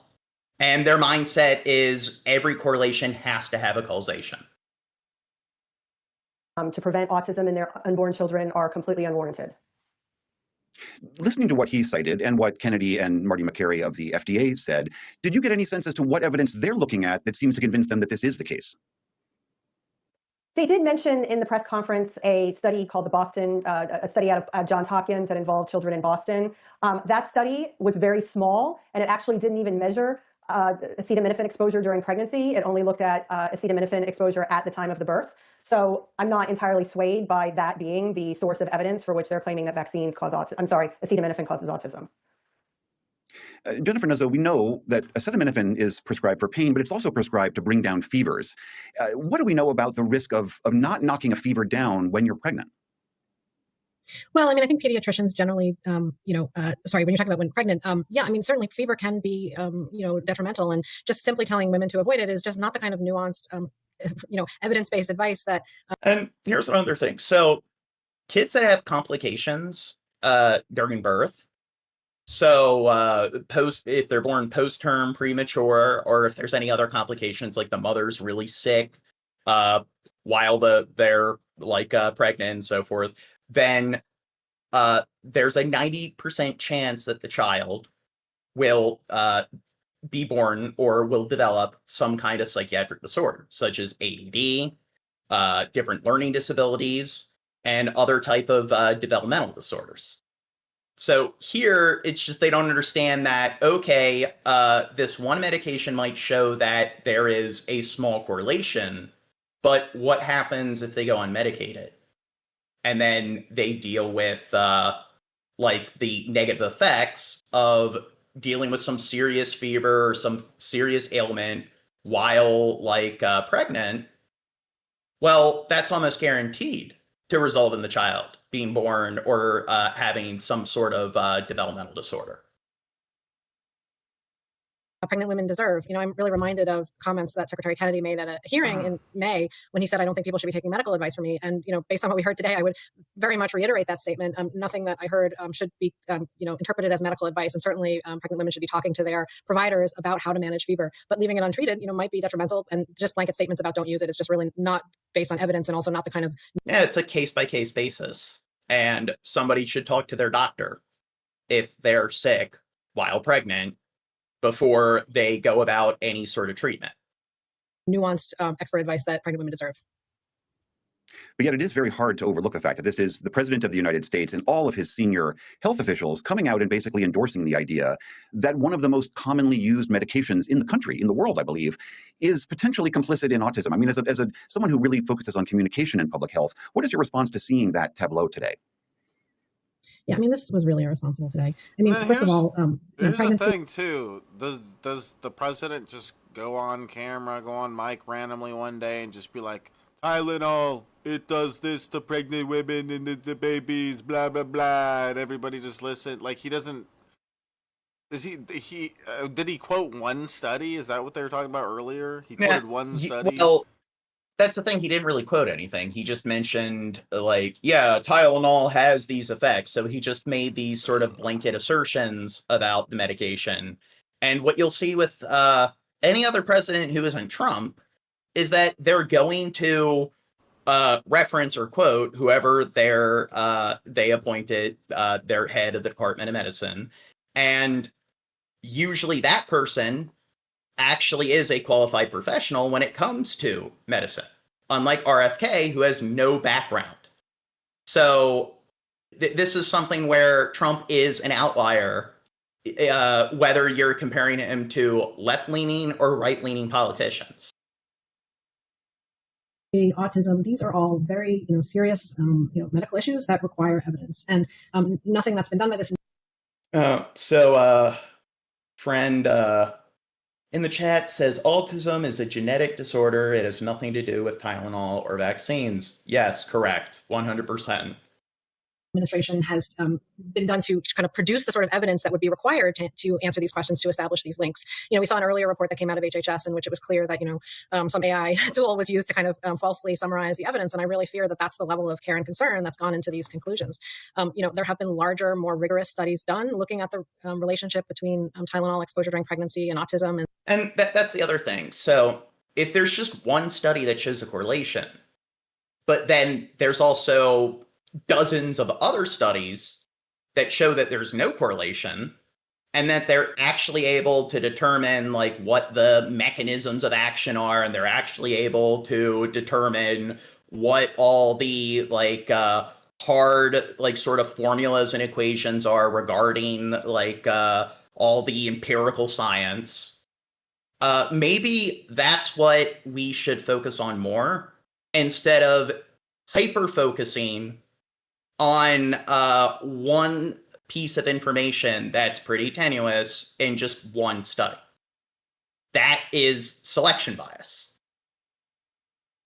That study basically said no, that was not something that there was a strong link between. And so it's just really strange and disheartening that we might be sort of cherry picking really low quality evidence and, not just looking at it further and doing it.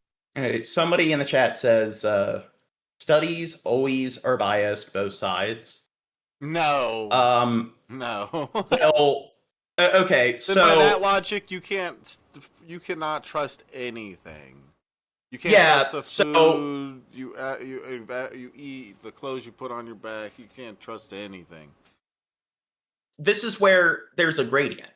So it's a case-by-case basis, and some studies are going to be more biased than others. And you can always argue that, okay, there's always going to be some shred of bias. I mean, because human error is always going to be a dynamic of any sort of research, but in the realm of science, a good study should be a double-blind study, where the people that are observing the data and recording the data, they don't know what the hypothesis of the study is. And then the people who are part of the control groups and the experimental groups, they also don't know what the hypothesis of the study is. So that way, it eliminates as much bias as possible. And if you're just going to make the argument that, well, hey, all studies are biased, so therefore we can just discount them whenever they tell us things that we don't like, well, then at that point, you're just making up your own facts. At that point, you're just believing whatever you want to believe, and that's confirmation bias. And if you want to apply skepticism towards a study, actually read the published study.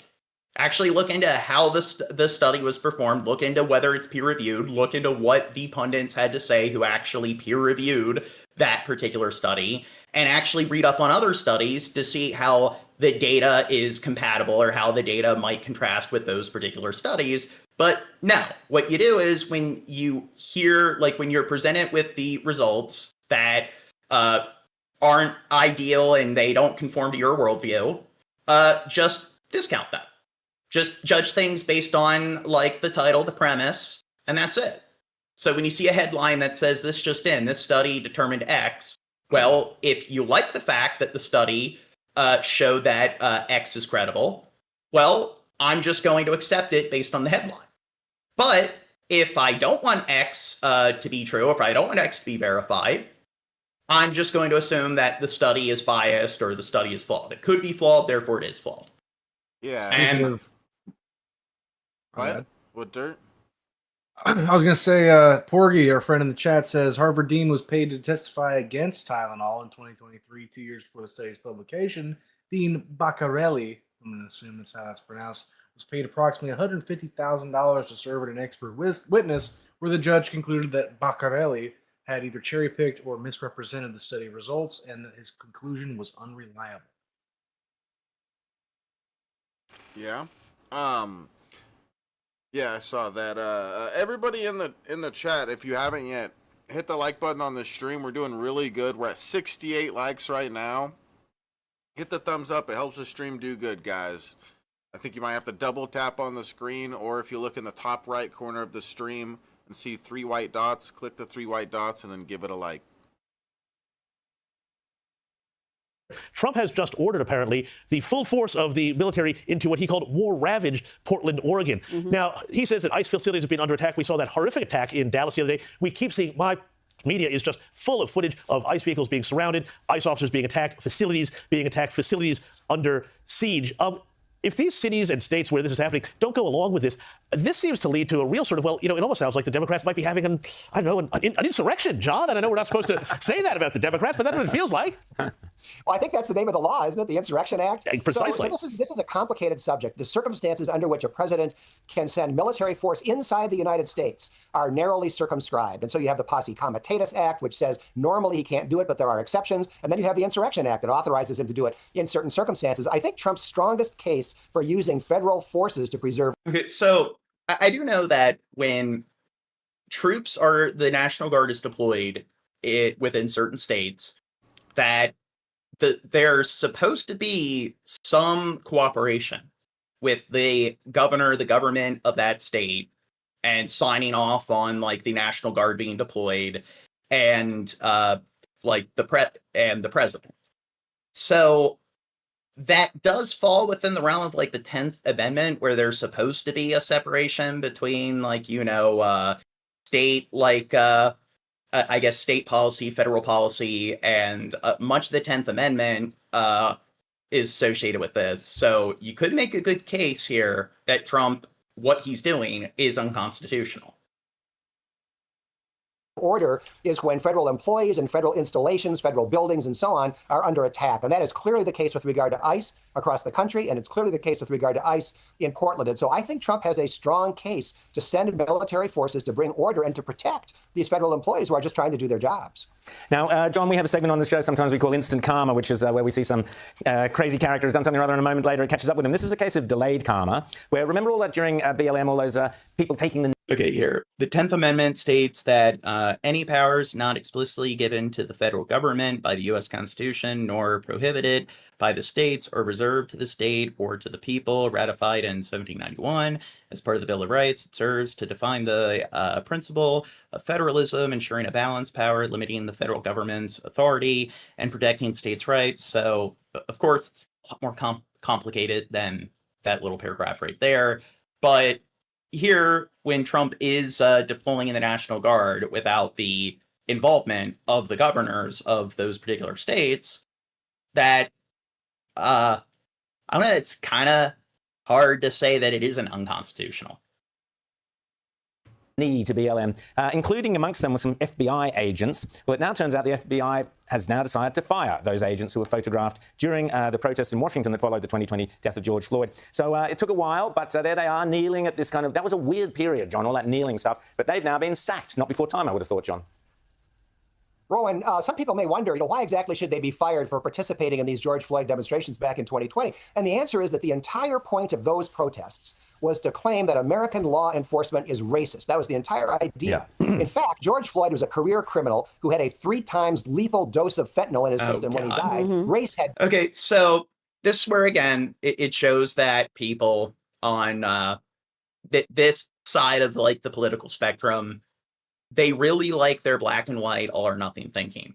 So they don't really seem to understand that somebody can be guilty of a crime and also be a victim of a crime. I mean, like that's the thing. If somebody goes to prison for burglary, but then they are murdered in prison, they're still a victim of murder. So like this logic of, hey, because somebody was doing things illegally, that means the cops are allowed to just do whatever the fuck they want, and they don't have to abide by any sort of protocol when it comes to detaining the person. That doesn't just absolve the officers of any sort of accountability when they engage in negligence that results in the death of said person. Nothing to do with that incident. It is reasonable to expect that FBI agents are going to be pro-law enforcement, not anti-law enforcement, and not sign on to this myth that American law enforcement is this terrible racist institution. And that's what they were doing by kneeling and participating in those protests. Yeah. And meanwhile, we've got Kamala Harris, who was, let's not forget, raising... Dude, you don't get to see the cops being dickheads.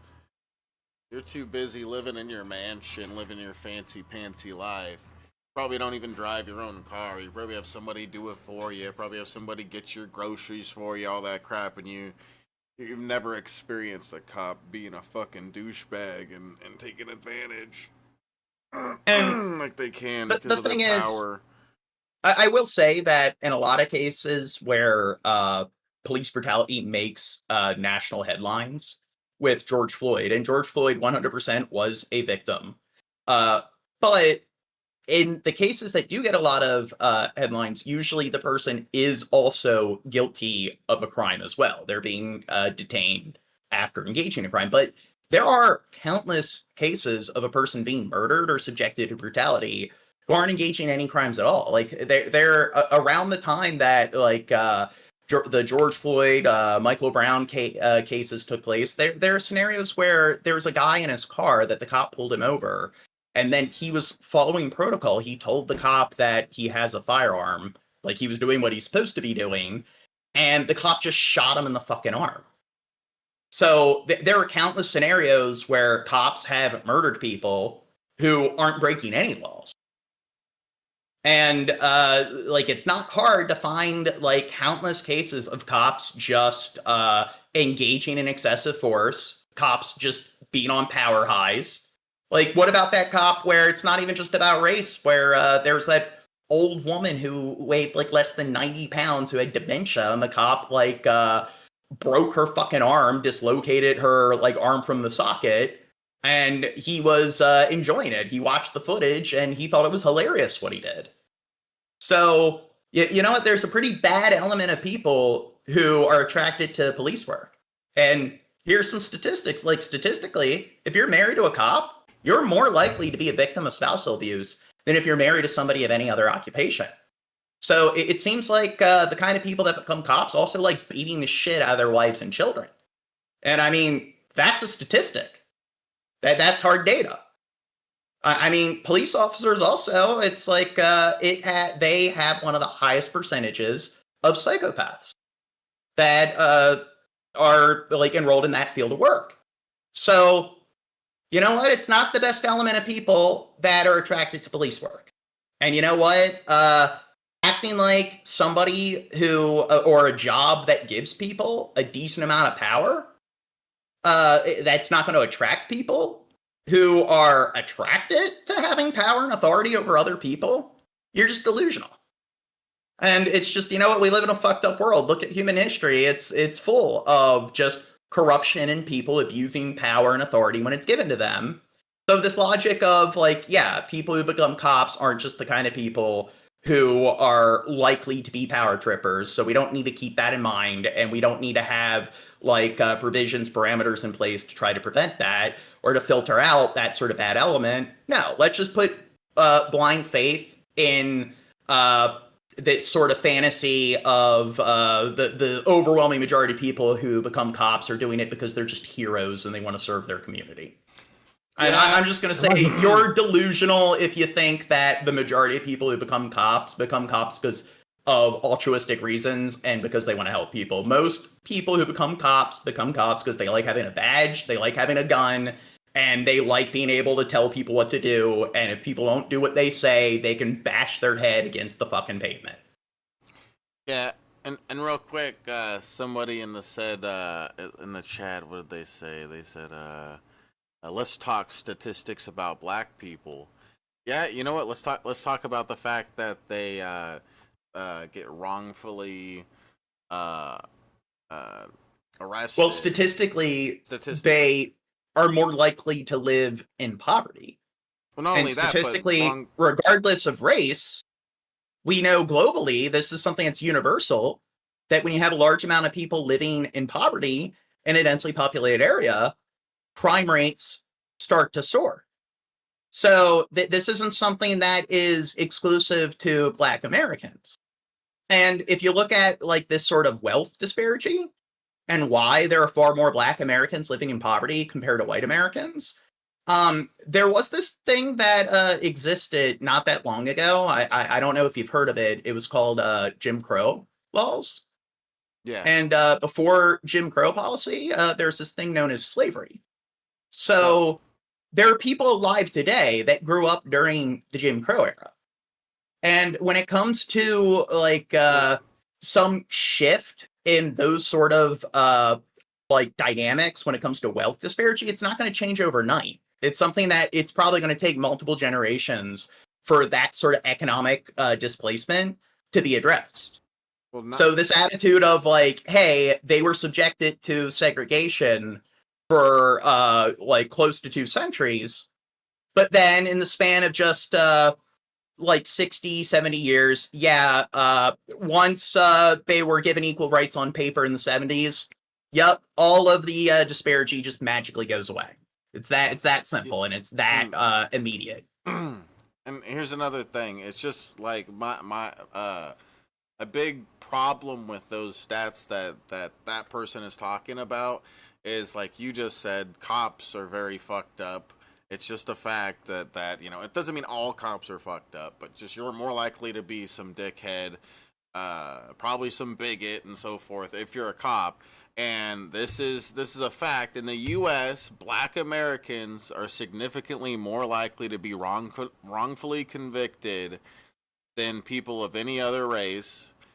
A 2022 report from the National Registry of Exonerations found that Black people accounted for 53% of all exonerations since 1989, despite making up only 13% of the population.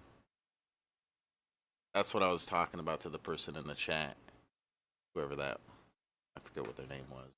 Luck.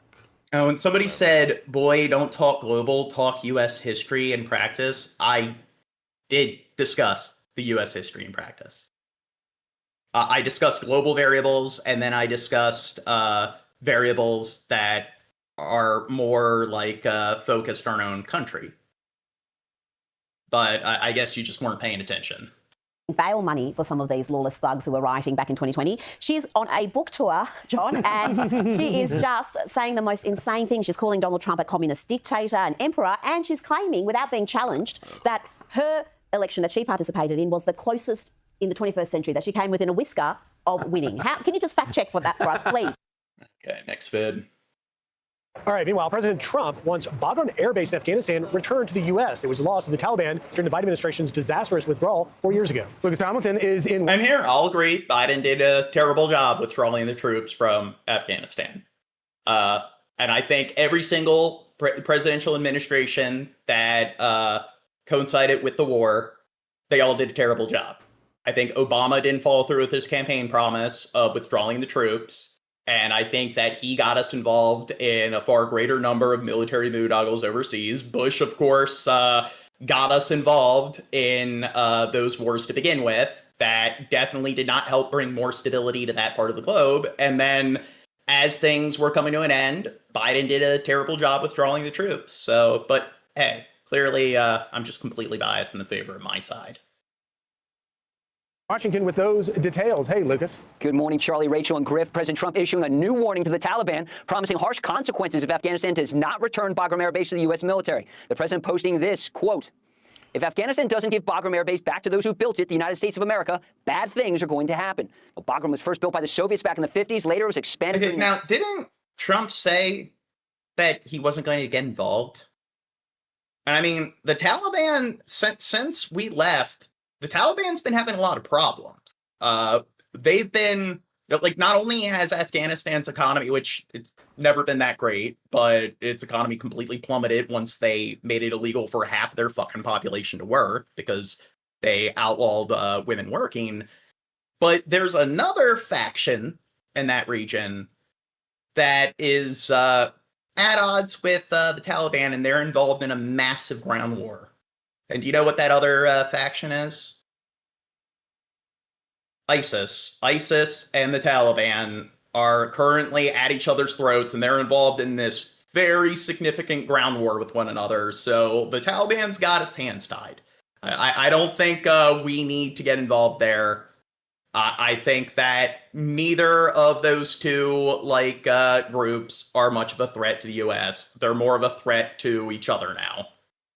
So we've destabilized the region, and now we've created a bunch of, or we've kind of exasperated these issues, and we set that part of the globe back by multiple decades. But you know what? If you're the kind of person who just doesn't give a fuck about the well-being of people overseas, then I'd say that you got what you want. 1980s during the Soviet-Afghan War. It wasn't until after 9/11 that the base came into the possession of the U.S. military, used as a hub of operations against the Taliban and al-Qaeda, of course. The base stood strong for decades until it was abandoned under the Biden administration when it was turned over to Afghan forces when the U.S. withdrew it secretly in the middle of the night back in 2021. And just a month later, it was captured by the Taliban on the same day Kabul fell. Now the president saying this about Bagram last night. Mr. President, you mentioned in your remarks at a press conference something about Bagram and bringing it back to the U.S. I'd like to get Bagram back, and there was gross incompetence to give that up. You know, that's one of the most powerful bases in the world in terms of runway strength and length. The strength and length, you can land anything on there. Okay, so, I mean, do you want to have troops occupying, and do you want to have troops deployed in Afghanistan? So what are they going to do with the base? They want them to give it up, and it's just, I thought we're not supposed to have any sort of presence in Afghanistan. So didn't he run on the promise that he wasn't going to get us involved militarily overseas, which he hasn't really been following through with that promise. So it seems like he wants to, I guess, get us involved in Afghanistan again. I guess we need to have, what are we going to do with it? It's one thing if it's just, hey, we're going to have this one-off strike and just destroy the base. Okay, whatever. But what? It's not really an asset to us if we're not going to actually have troops deployed at the base. The planet on top of it. It's not clear when U.S. forces could return to Afghanistan. And guys, I've been your backup anchor now for about 2 hours here in Washington. I'm getting paid to watch the show. Easiest money I've ever made, guys. All right, Lucas Townsend doing a great job there. Thank you, Lucas. So this is pretty interesting, and didn't see this coming, but there were many that Easiest argued money way I back ever in the made, disaster. guys. What's that? Just I didn't like that guy. New at 6, President Trump is reportedly planning to sign an executive order tomorrow renaming the Department of Defense as the Department of War. Fox News reports the president will... Thank God. Somebody said, I want to be friends with Afghanistan. Afghanistan people are nice and want to be friends with us after everything our country did. Yeah.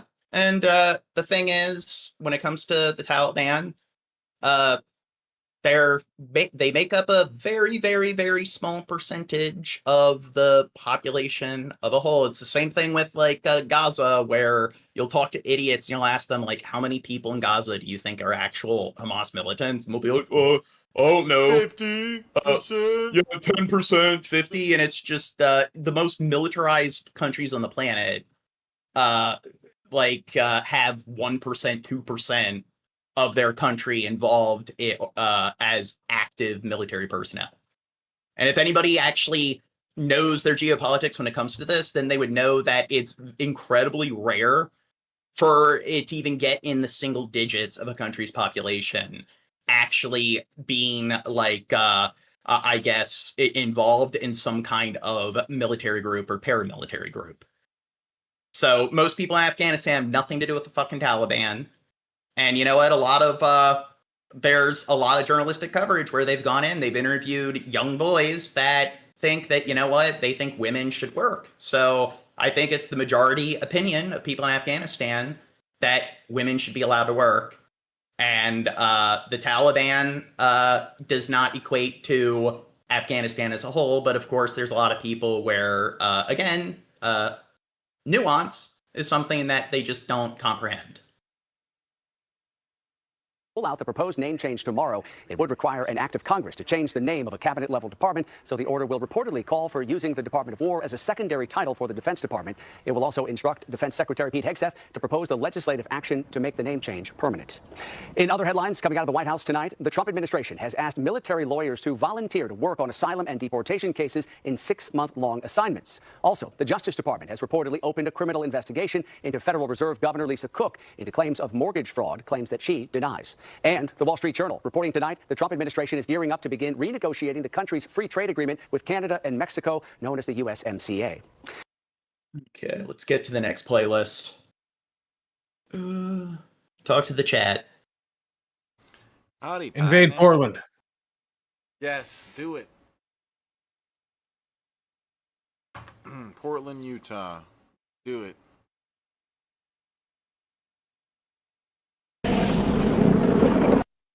Trying to shoot me with a statement at me. Fuck. I'll be right back. I would take a shirt off. All right, who's got a new shirt? Oh, they messed up this guy's shirt. God damn. Ooh, fascist. Jesus. He's taking a pounding. I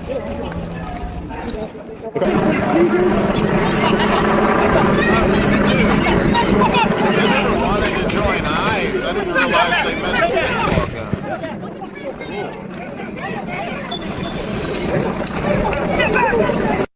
Okay, here. Do you want to see that in slow-mo?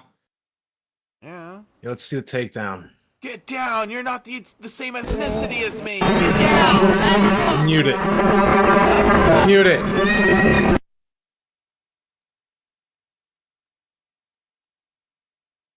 Everybody stand back.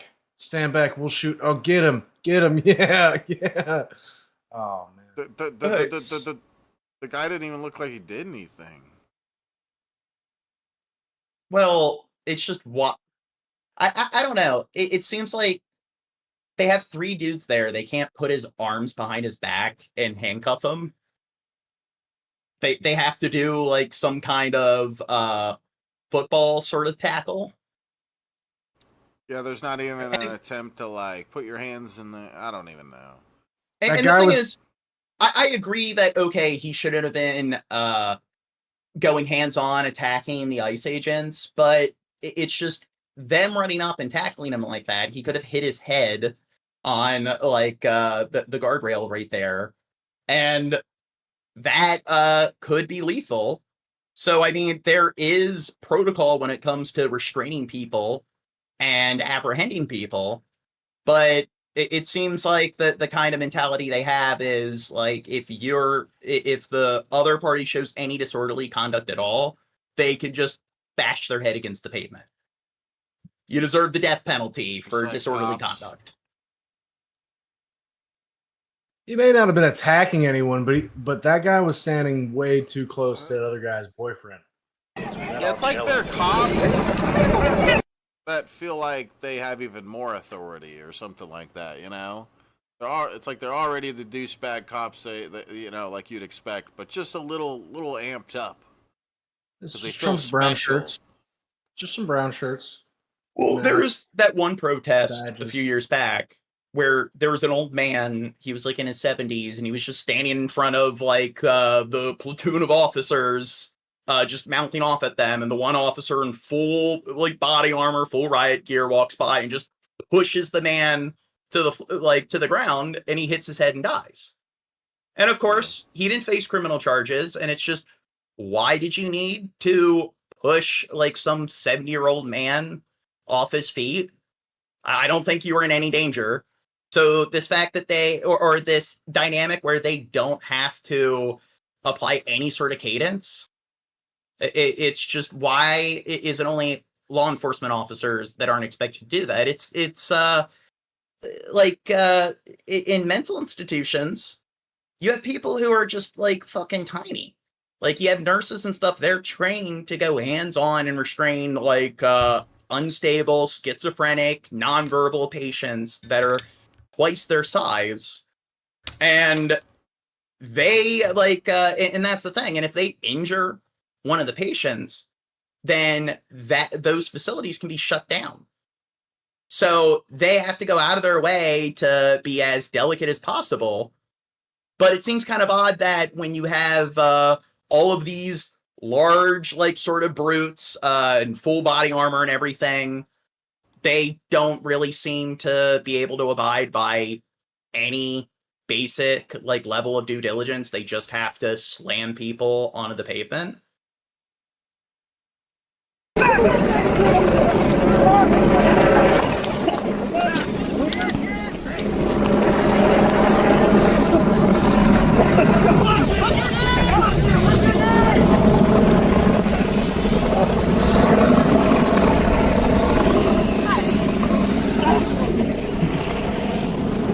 Oh, somebody says, how does ICE have more than the DEA, FBI, CIA, NSA combined?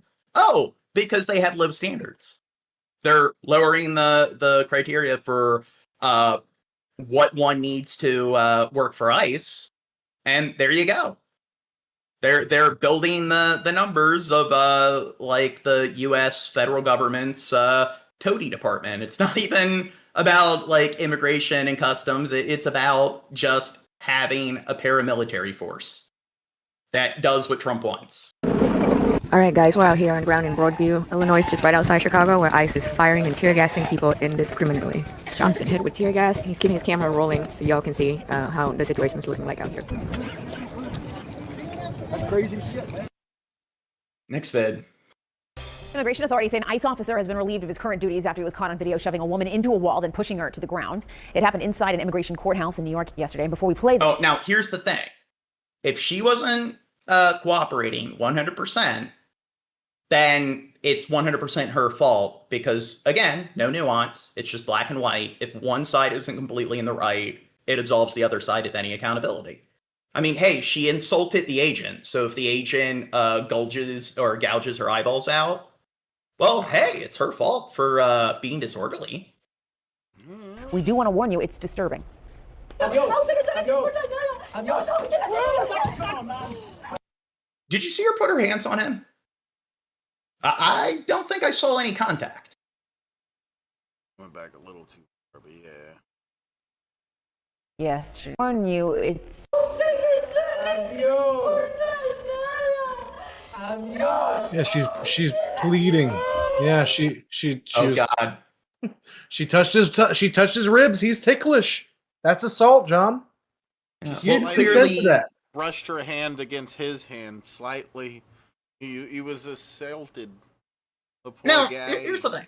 So when it comes to that sort of antiquated sort of policy of or sort of principle that like a man never hits a lady, where you have the kind of people where they support hitting kids with sticks, but then it doesn't matter in any scenarios. It doesn't matter if like, hey, it's a guy who is some disabled old dude and it's some like woman twice the size in her 20s beating the shit out of them.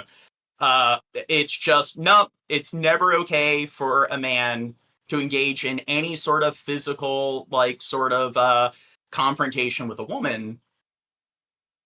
But then they seem to like yield an exception when it comes to police officers. Seems kind of odd how all of a sudden that black and white stance of no matter what, it's never okay for a man to engage in any sort of physical contact with a woman. Why don't they seem to have the same standard here? Physical contact. Yeah, Gene, that's the kind of stuff we stay away from. Physical contact with Oh yeah, of course, Shab. Ew. Oh, no. Shab, don't act like a Trump tard. He just your wording.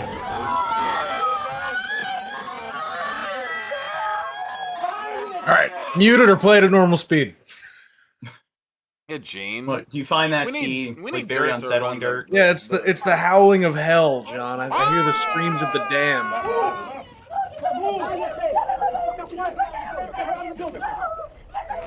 CNN's Gloria Pazmino. And the thing is, when you see law enforcement agents respond that way, it's not because they feel like their safety's at risk.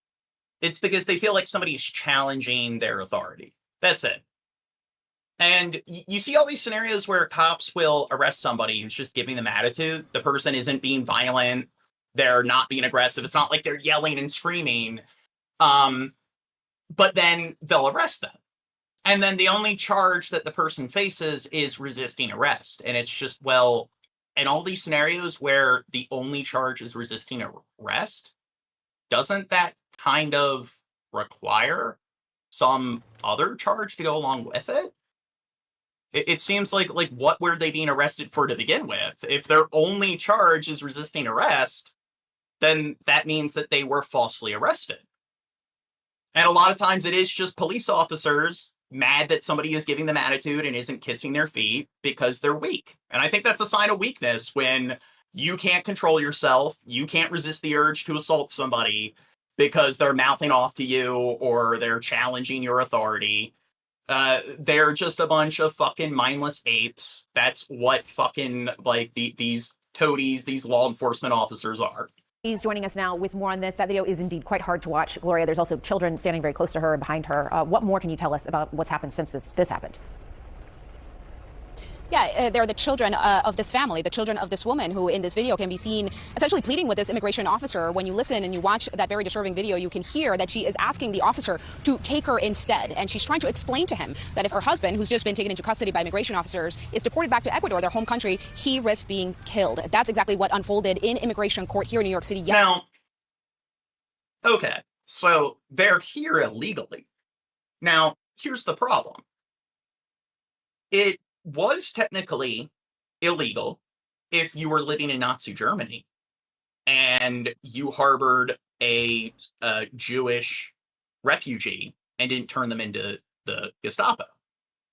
So this kind of falls within the realm of, you know what, just because something is legal, that doesn't necessarily mean that it's automatically okay.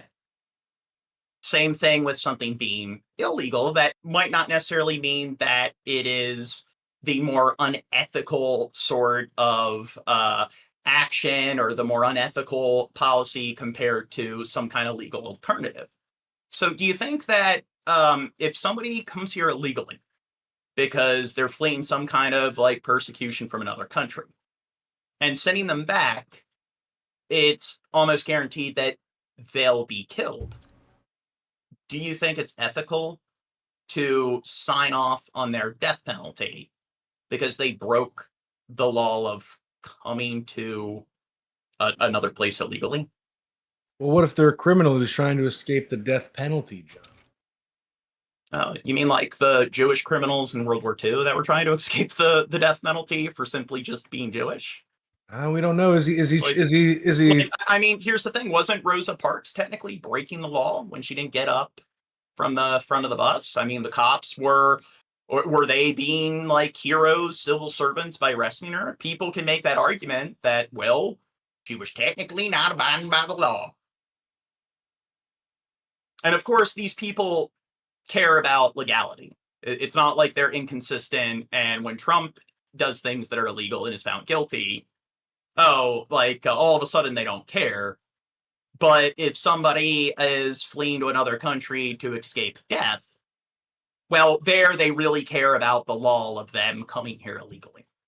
Yesterday. And I think it's important to just mention that we are seeing incidents like this one almost on the daily basis here in New York City. People who are showing up to court to go to their legally mandated court appearances and often being taken into custody by immigration officers in the hallways of that courtroom. Now, this incident has gotten a lot of criticism and a lot of attention from local elected officials here in New York City, including the Democratic mayoral nominee Zohran Mamdani, who just had a press conference here a short while ago, standing with members of the state assembly and the city comptroller Brad Lander, who was there yesterday when this incident unfolded. And it's become essentially a flashpoint in the city's race for mayor. He was critical of Mayor Eric Adams, pointing out the fact that he has been willing to cooperate with the Trump administration when it comes to immigration enforcement. And of course, calling out his main opponent, former Governor Andrew Cuomo, for not saying. Okay, next vid.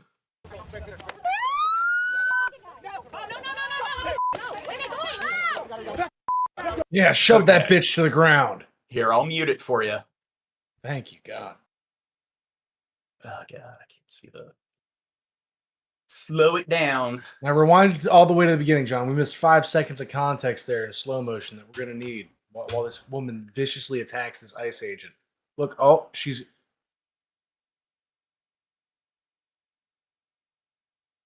Oh, I saw it right there. She touched his chest. She tried to grab his breast. Sexual assault. Well, now here's the thing. Did he have a good reason for putting his hands on her to begin with? Hey, they got to lock in the truck. They got to come through and put a bunch of immigrants in there, John. They got to... How is she going to know he's in charge if he doesn't grab her very, very aggressively and unnecessarily, huh? How is she going to really know who's in charge?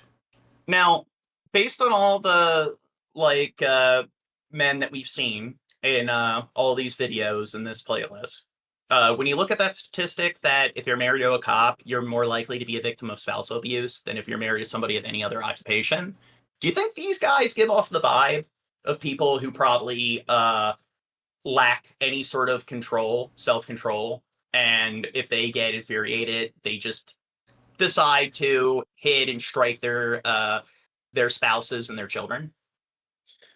You think this guy's been vibes of, hey, if you don't do what I want immediately, I'm a weak, absent-minded dumb fuck, so I'm just going to immediately start wringing you by the neck. That's the vibe I get from this disgusting fucking pig right here.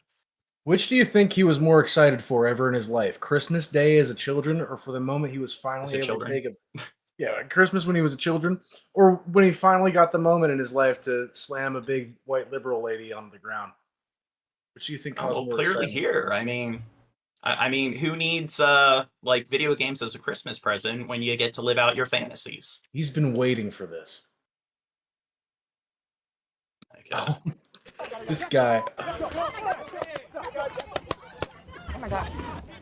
That was really cool, guys. Oh, so they're not even arresting her. So Did they shoot her too? I heard the. Well, the thing is, rubber bullets. she's not being apprehended, so they're not arresting her. So did he just assault her? I think he just engaged in battery there. So it's one thing if they were detaining her for breaking some kind of law and he used excessive force, but here they're not detaining her. So it seems like he just assaulted her. And oh my God, they have an entire squad of men in camo and body armor with paintball guns. Clearly, they fear for their safety. He needed to push her to the fucking pavement because clearly they just are outnumbered. Big tough man, thank you, big tough guy. She's getting a sign. She's getting a sign. Look at it. Give me a sign. Give me a sign. Fall down. Could you imagine the conversations between the Oh, they ICE maced her. agents? What's that? Could you imagine the conversations between the ICE agents after they're done with these kind of raids? They're like, damn, bro, did you see I fucking just threw that bitch to the ground? She nearly fucking broke her arm. Like, yeah, man, that was so fucking... Yeah! It's not like there are plenty of scenarios of cops doing shit badass. like that, or law enforcement agents doing shit like that, and then there's leaked footage of them doing exactly what you're talking about. That'll teach her for clearly being you're being Mexican. unreasonable. Yeah. And I mean, a lot of these guys, they're a bunch of fat fucks. They're a bunch of like just middle-aged, used up, absent-minded pigs. These are the kind of guys where, like, I wonder how they would fare if they just try to engage in any sort of physical altercation with anyone who's in decent shape.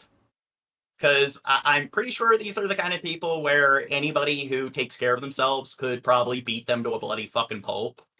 And I'm sure that they're not going to abide by their dude bro sort of ethics that, like, hey, if somebody beats you in a fight, that automatically means you're the beta who's completely in the wrong. I'm pretty sure they're going to be crying and pressing charges. You have to, it's gonna get worse. It's gonna get worse. Get her up, get her up. Get her up.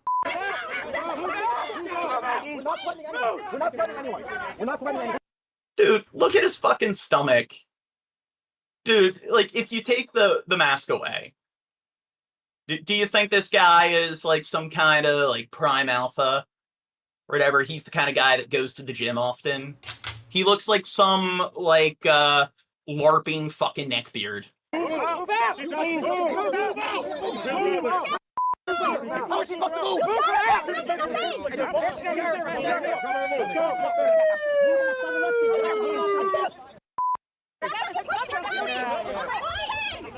It's the fat fuck. Get out of here!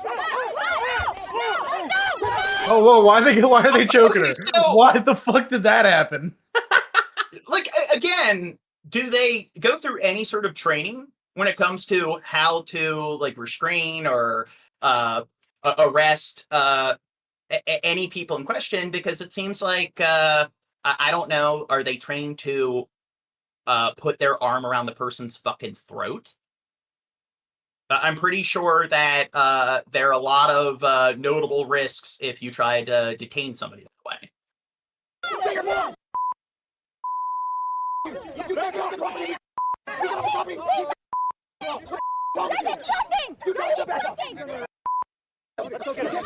And here's the thing, when it comes to private security, one thing that's common is that they have to follow a lot of really strict rules when it comes to detaining somebody if they are actually going hands-on with somebody. Why? Because if they're private security and the person gets hurt or injured, well, they don't have a badge or a department to hide behind.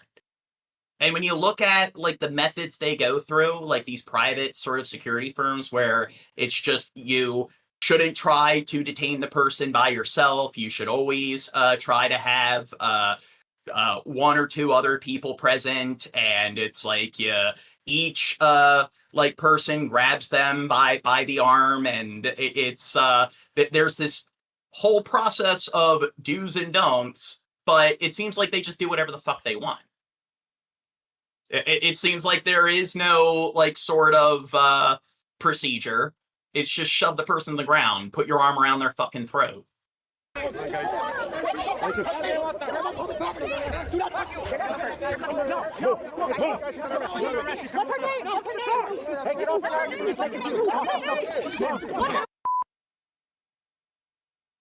up! Back up! What's your name?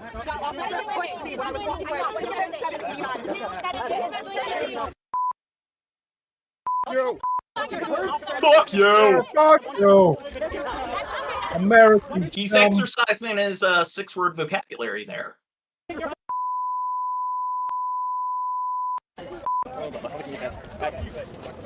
Push it in? Yeah, let's go. Yeah, let's go. Yeah, go back. What are you guys doing? That of your best to assault the woman, shoot her in her face, and this to choke her out? Man, I'm proud of you.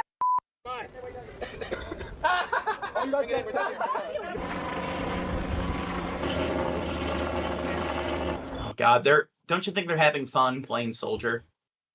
Oh, Yeah. absolutely. Fuck Call of Duty when you can do this shit. Against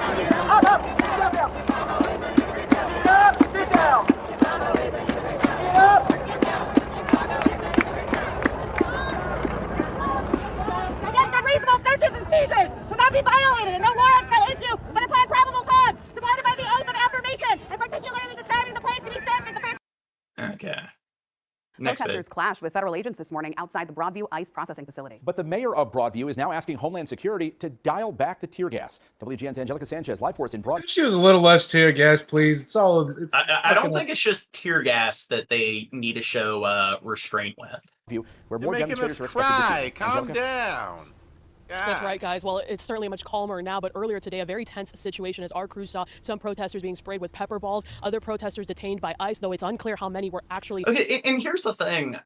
I think the pepper balls and the, tear gas, the mace, that seems less significant than, strangling somebody by their fucking throat. Pushing somebody down towards the pavement and slamming somebody's body to to the surface. That seems like it's far more lethal, and it seems like that's far more hazardous than the other methods previously mentioned. Arrested. Today, the Village of Broadview mayor sent a letter to the Department of Homeland Security calling for an end to what she calls a war on Broadview. Another clash between federal agents and protesters in Broadview. The ongoing demonstrations intensified Friday. Skycam 9 was over the scene. I mean, they're such babies. In all these scenarios, what you see is it's just rowdy protesters standing in front of them and shouting. If you can't exercise any sort of restraint, and if somebody's simply just standing in front of you and bitching you out, if that triggers you into assaulting them, then you're a fucking animal. You're just you're a pig who needs to be locked up in a fucking pig pen. You shouldn't be allowed to roam free. 100 people gathered calling for an end to the Trump administration's recent immigration crackdown in Chicago. What's that? Thought you were saying something. Oh yeah, I said. Yeah, they need to recognize who's in charge here, John. The pigs. Yeah, that's what's ones important. In charge. The piggy. Agents attempting to get by in vehicles were blocked by protesters who began banging on the windows of the car as it moved forward. In response, agents began firing pepper balls. Our crews on the ground also saw gas canisters tossed. Some people were detained by ICE. They're saying that we can't even cross the street without being arrested. We plan to go within our rights and adjust our plans accordingly. We think that even over here, we're going to show that people are still caring about the issue. People still are standing by people being deported. In response, the village mayor sent a letter to the U.S. Department of Homeland Security titled War on Broadview Must Stop, saying in part, the relentless deployment of tear gas, pepper spray, mace, and rubber bullets in the vicinity of the United States Immigration and Customs Enforcement process. And again, these I think are less noteworthy than the sort of battery we've seen them engage in. Processing center in the village of Broadview is endangering nearby village residents. Let's say. Yeah. Let's say that another. Okay. You know how someone tried to assassinate Trump?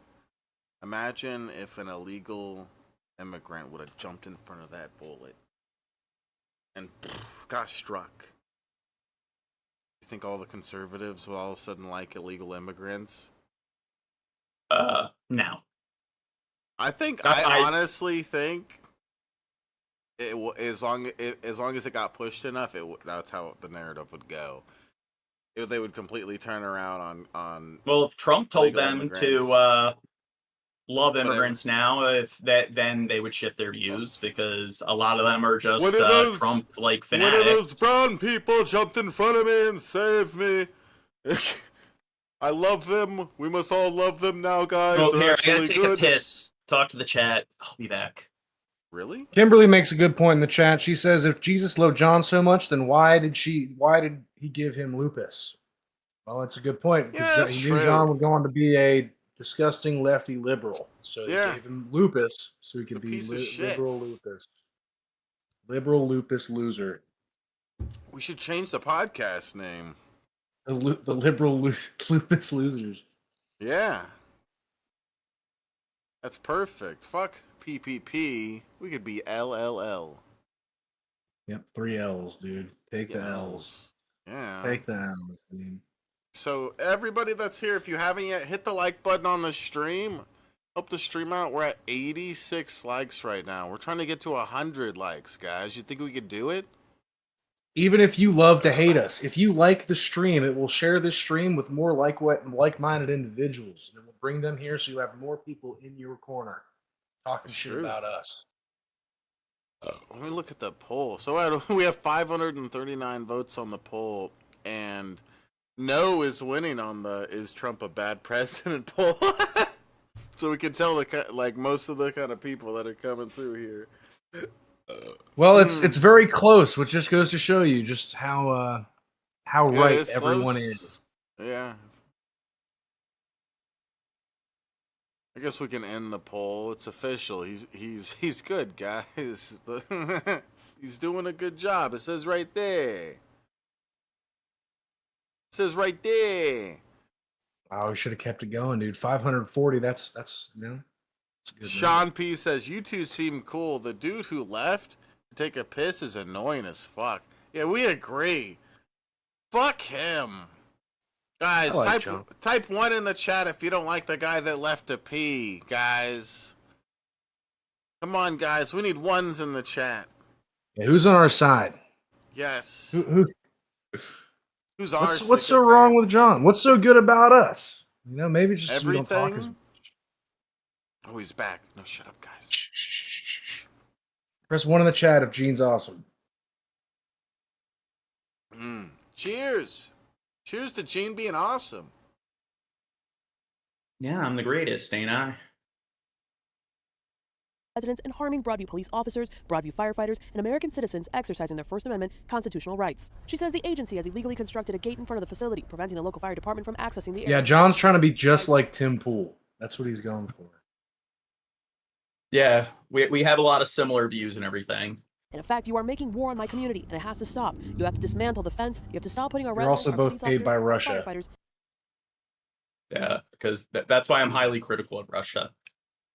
Russia pays me to criticize them, so that way, it acts as some kind of smokescreen. Yeah, you do the wrong sort of criticisms. Now, this evening, protesters are planning a vigil outside the facility here in Broadview. Again, no word yet on how many people were actually arrested this morning. Live in Broadview, Angelica Sanchez, WGN News. Oh, different view on it. New angle. Here's the woman beater in action. Woman beater in action. And we didn't even see before that he shoved her ass to the ground, too. At least I didn't see before. I thought he shoved her against the wall. So it would be one thing if it's like he's going to claim that she's engaging in disorderly conduct and he wants to arrest her, but he can't put her arms behind her back and handcuff her. It's just why does he need to tackle her to the fucking ground? It's so silly. She's this little ass chick crying. And he does that. Dude needs to be put in a fucking ring with someone his own size that wants to fucking fight. Little pussy.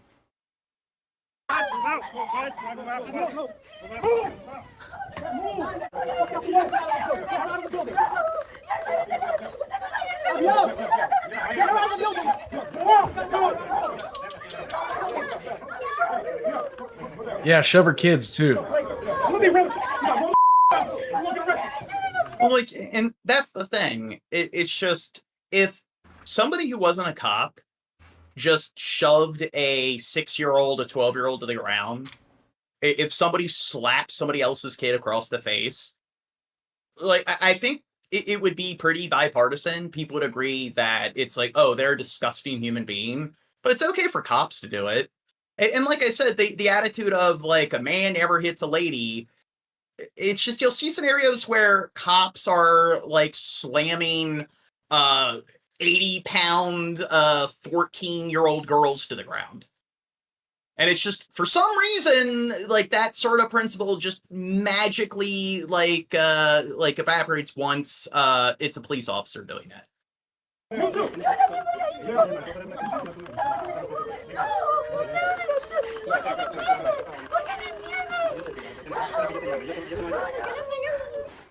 Well, any person in the way is going to get knocked down. Move.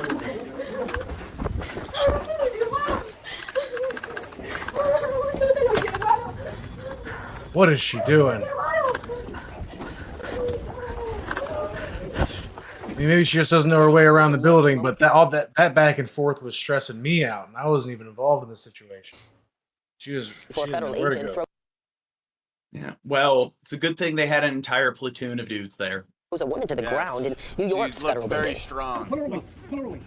And the thing is, I can understand why, like, in scenarios where they're trying to arrest somebody, that's why in like professional cases they will try to call in backup, because if you're detaining somebody, especially somebody who's likely to engage in they're likely to resist, it makes sense why the more people there, the better. You're much more likely to safely detain the person. But the irony is that they have double, triple the amount of people that you usually see in cases where enforcement officers need to detain somebody. And yet there's no due diligence at all. There are no like safety protocols. It's just slam them to the fucking pavement. Yeah, it's a dude. It's a big, strong army dude with armor and weapons with like 8 other ones just like him, and he attacks the bitch like it's so crazy. Thank God this woman and her children are pinned up against the wall by 3 fucking jackbooted pigs while one holds her down, one stands menacingly in the background, and one inches from her daughter's face. That's real important. That's the thing. If enforcement like officer or agent does that, they're grabbing somebody by their ponytail, they should be fired and also face criminal charges. I mean, they should not be doing that. It's like they don't abide by any sort of fucking procedure whatsoever. And then when people want to argue that with dirty cops that like, oh, it's a few bad apples. Well, in all of these cases where it's 1 or 2 officers like engaging in violence, all the other ones are just sitting back and doing nothing. It's just, why aren't they, if it really is just a few bad apples, where are the good cops or the good agents? Why aren't they coming forward to pull them back and to like scold them for, using excessive force and not actually abiding by any sort of civility whatsoever?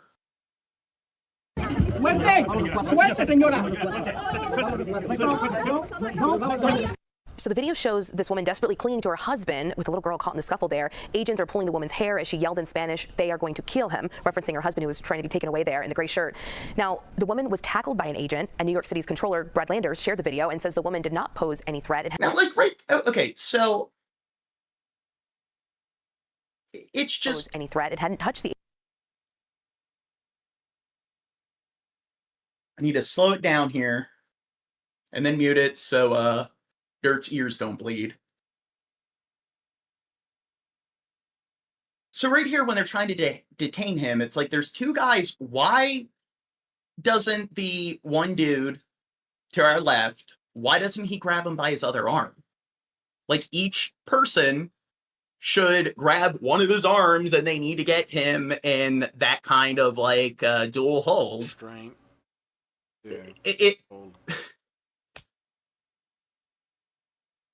If you're criticizing me for calling these thug pigs, I don't think a refined gentleman rips a woman around by the fucking ponytail right in front of her kids and then throws her on the fucking ground. If you want, I don't know what you want to call these fucking Gestapos. This is even nice. It look like local police. Nothing new there. Seems like it's mostly just a bunch of self-righteous right-wingers who want to be tough guys. Bitch, moan, complain, I'll be single for life. I've been with my high school sweetheart for 9 glorious years, my friend, and she's beautiful. So go ahead. Oh, yeah. Somebody disagrees with me on the internet. They must be a loser who's a virgin. Yeah. Yeah. You're definitely not sour about your lack of. Never mind. And you're definitely not a child when the rhetoric you engage in is what you expect from a 12-year-old in Xbox Live. I figured this off the internet. Mm-hmm. CBS News has reached out to ICE you see and the Homeland way Security. he did that though, Gene? You could tell he's not a fucking fucking libtard virgin like you guys, and he probably has a girlfriend. You could tell by the way he manhandled that woman. Yeah, they love that shit. Yeah, real men beat the shit out of their spouse. Ain't that right? For more information about the incident. Yes, in Minecraft. So an ICE officer is relieved of current duties after a violent confrontation with a woman whose husband had just been detained in New York. The whole thing caught on camera. That was essentially my point, Brian McClanahan. He probably thinks telling somebody they get no bitches is a good burn because it hurts when people say that to him. Well, yeah, I've said that before. It's like really weird as an adult, I think, to call be serious about you're a virgin or whatever, because it's like it's not hard to lose your virginity. It's not hard to find somebody. That's such a accomplishment. You know, you've really self-actualization once you've gotten laid. Yeah, it's like even a super ugly guy or a super ugly girl can just go to a bar and drink up, and next, you stay there all night. Before you know it, you'll end up finding some dude that's willing to bend you over or whatever, or vice versa, whatever. Like, seriously, plus, it's not that big of an accomplishment. That's dorky. That rhetoric of and it is what you expect from a 12-year-old. I bet I could beat you in a fight. I bet you're a virgin.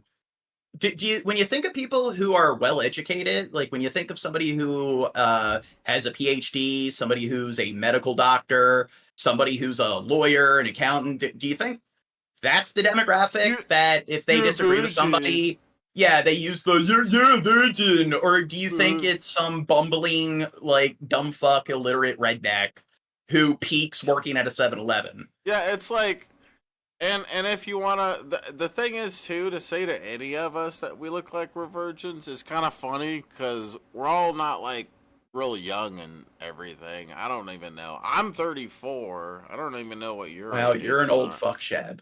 But it's like, I don't know. When you say that we look like that, any of us look like virgins, I feel like you're just trying to say we look like high schoolers or middle schoolers or some shit. We're not.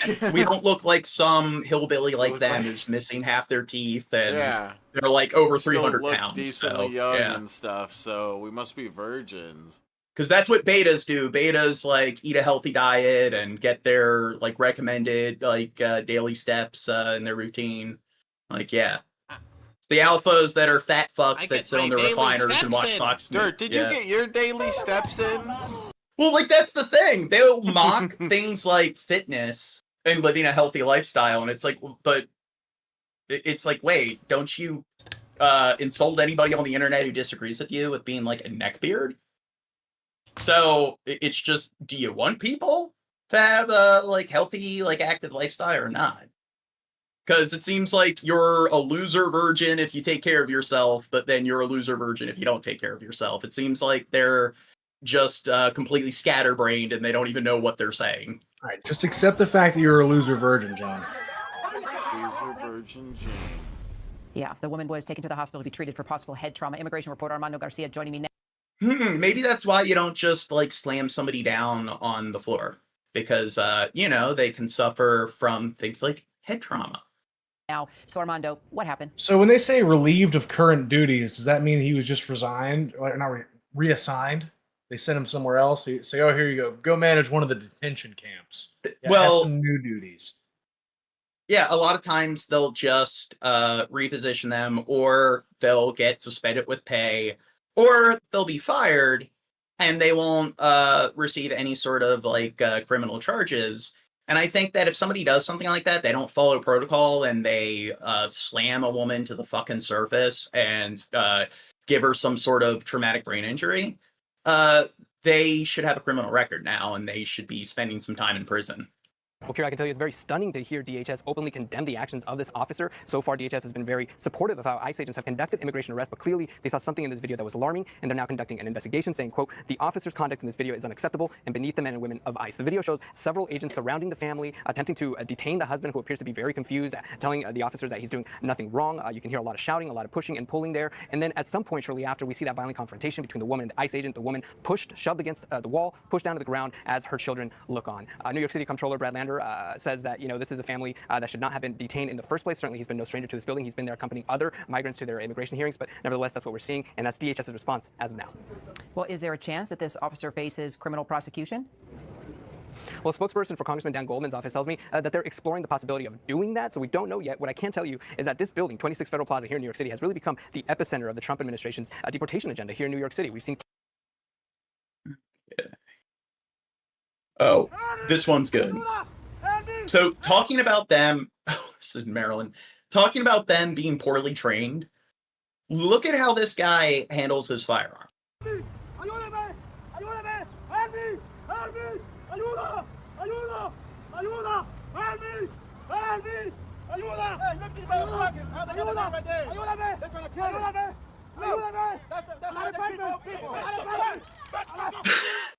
Okay, so for starters, they're trying to put him in handcuffs. Why is he getting his gun out? Just in case. Just in case. He'll definitely cooperate when there's a gun in his face, John. Well, it would make sense to, I don't know, use mace or a taser.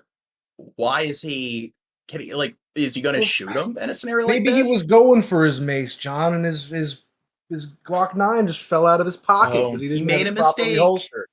So do you think he's poorly trained, or do you think he's just having a bad day? Everybody get away! Stop looking at me! You didn't see that! Another thing is, he's pointing it to the crowd. If you know anything about gun safety, it's always treat it like the safety's off. Always treat it like it's loaded. Look at him right now. He's probably called out for that shitty fucking behavior, and he's... My bad. I should probably not point my gun at you guys. And I don't think this guy should be resisting arrest, but still, there's like 3, probably even more agents here, and they're not able to get his hands behind his back. Put the gun down. Put the gun down. Oh, John, this is a new one. I'm sorry. Sorry to interrupt this. Okay, so I know this might sound a bit dorky, but like in high school when I wrestled, when I'm seeing them trying to apprehend him, it's just... It seems so obvious what they need to do, how they're supposed to maneuver his arm to get it behind his back. Look at him hiding his gun. I'm sorry. Point the gun. We have it. Put the gun down. He's just so embarrassed. He forgot all about the guy behind him. He's just like, oh yeah, I gotta justify why I have a gun right now. This is shameful. This is your neck of the woods, John. What would you do if you were there, John?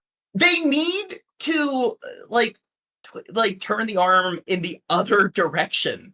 One of the things you notice is it's like it's the path of least resistance. They don't really seem to know which direction to maneuver the arm. It's going to pop out of its socket that way. So maybe that's the goal. This is pretty fucking like intuitive how you're supposed to maneuver the arm there. Did the magazine really fall out hollow? They keep trying to move the arm backward. They should be putting it forward and maneuver it behind his back.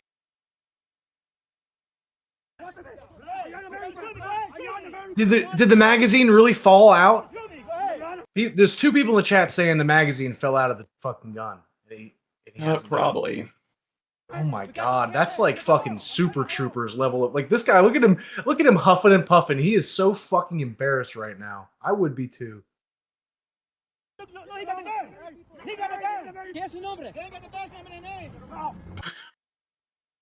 Okay, so do you think he just got out of training? Like how many years do you think he served as an agent? Oh, this looks like first day on the job, man.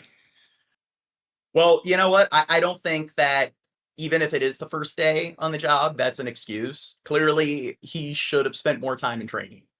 Clearly, he's not ready to be like practicing this job.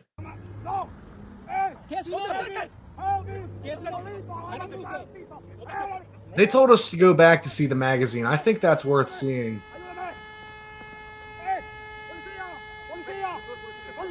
¿Qué es su nombre? ¿Qué es su nombre? I can ask his name. I'm gonna take him home. You want him? Huh? You want him? I'm gonna take him. Well, why are you wrestling him? Why are you wrestling him? ¡Ayuda! ¡Me está matando! ¡Suéltame! ¡Suéltame! ¡Ayúdame!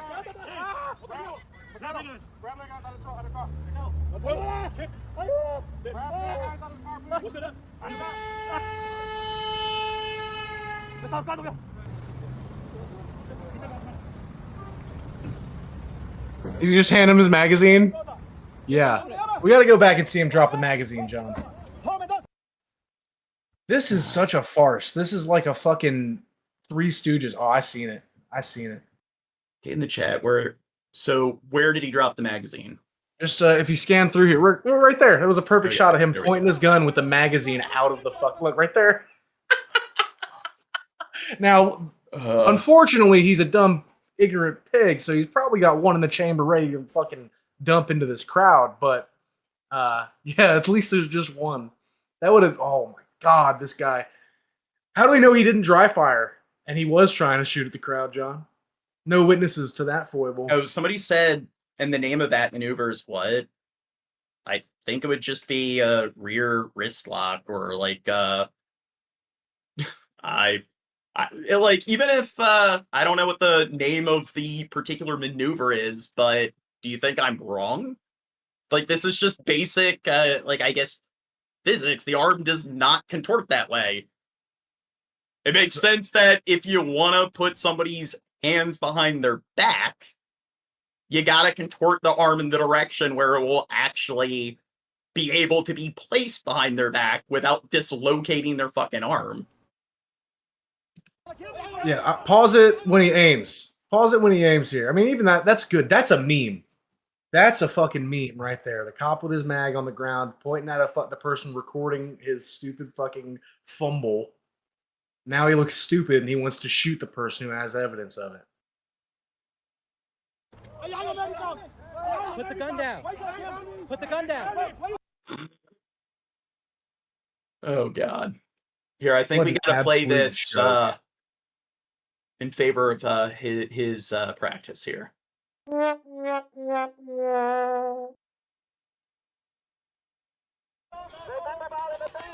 This truly caught us so incredibly off guard. We literally were just tying notes on the wall, and for a minute, like, I was obviously coughing, it was very hard to breathe. I was disoriented for a second, I just didn't understand what happened.